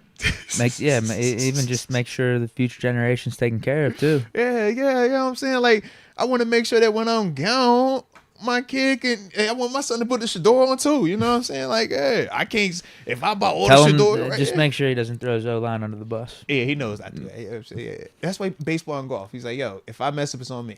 Just put it on me. I like it. Bear Paw, did we win the Deontay trade yet? So far, so good. Yep. Carolina is before too, week though. 1, it depends on who you ask. I don't think we were winning it. Lock and change over the course of a football Sunday. Facts. Trent Johnson, I saw a clip of TJ turning up with the team after the game, including with Broderick and GP. Team vibes seem higher than they have in years. I mean, you won, and it's week 1. The vibes should be very high, and hopefully they stay like this going forward, man. But every year is a different year, too, in terms of just the makeup of your team. So don't think of it as, man, this team is closer than last year's team or et cetera. It's like, nah, man, this is a different group right now, man.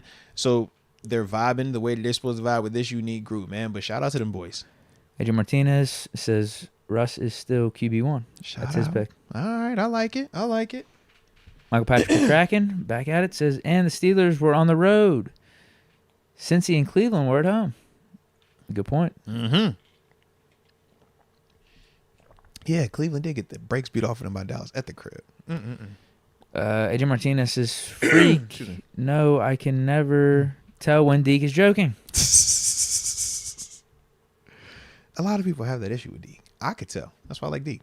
Deke's the homie. Official Momentum says, rest in peace to James Earl Jones. Ooh, long live the king. Man. Wow, did he just pass away? I don't know. That's Mr. Darth Vader. It's Darth Vader. He used to do the AT&T joints too, like the old school Bell Atlantic. He had a little deep voice. Wow, Shout out that to James sucks. Earl Jones, man. That really sucks. Hey. Cause he was still doing the Darth Vader voice, like Yeah. even like a bunch of these new shows. This is Darth Vader. Everybody knows James Earl Jones. Yeah, I think the most recent one was the Kenobi series. Yeah. I think he was still doing it. I like the fact from what that, I heard. and I like the fact that everybody says his whole name too. Like he was that cool. Like it's James Earl Jones. Yeah, that's Excellent, a cool man. name. Excellent life, man. I Tons like of- his legacy, baby. Shout out. Tons of fun says, I told y'all I liked Elliott. Sean Elliott, I'm assuming. Yeah, I was about to say not Jalen, right? Yeah, you gotta be Deshaun there. I like Deshaun, man. Shout out to Deshaun. Deshaun is fire. But I was gonna say real quick, man. Look, can we give a moment of silence for Mufasa? Absolutely. All right, shout out to James Earl Jones, man. Excellent life, man. But that was Mufasa, bro. I mean, you might have dropped the tear when I was a little kid, man, behind Lion King. So one time for James Earl Jones.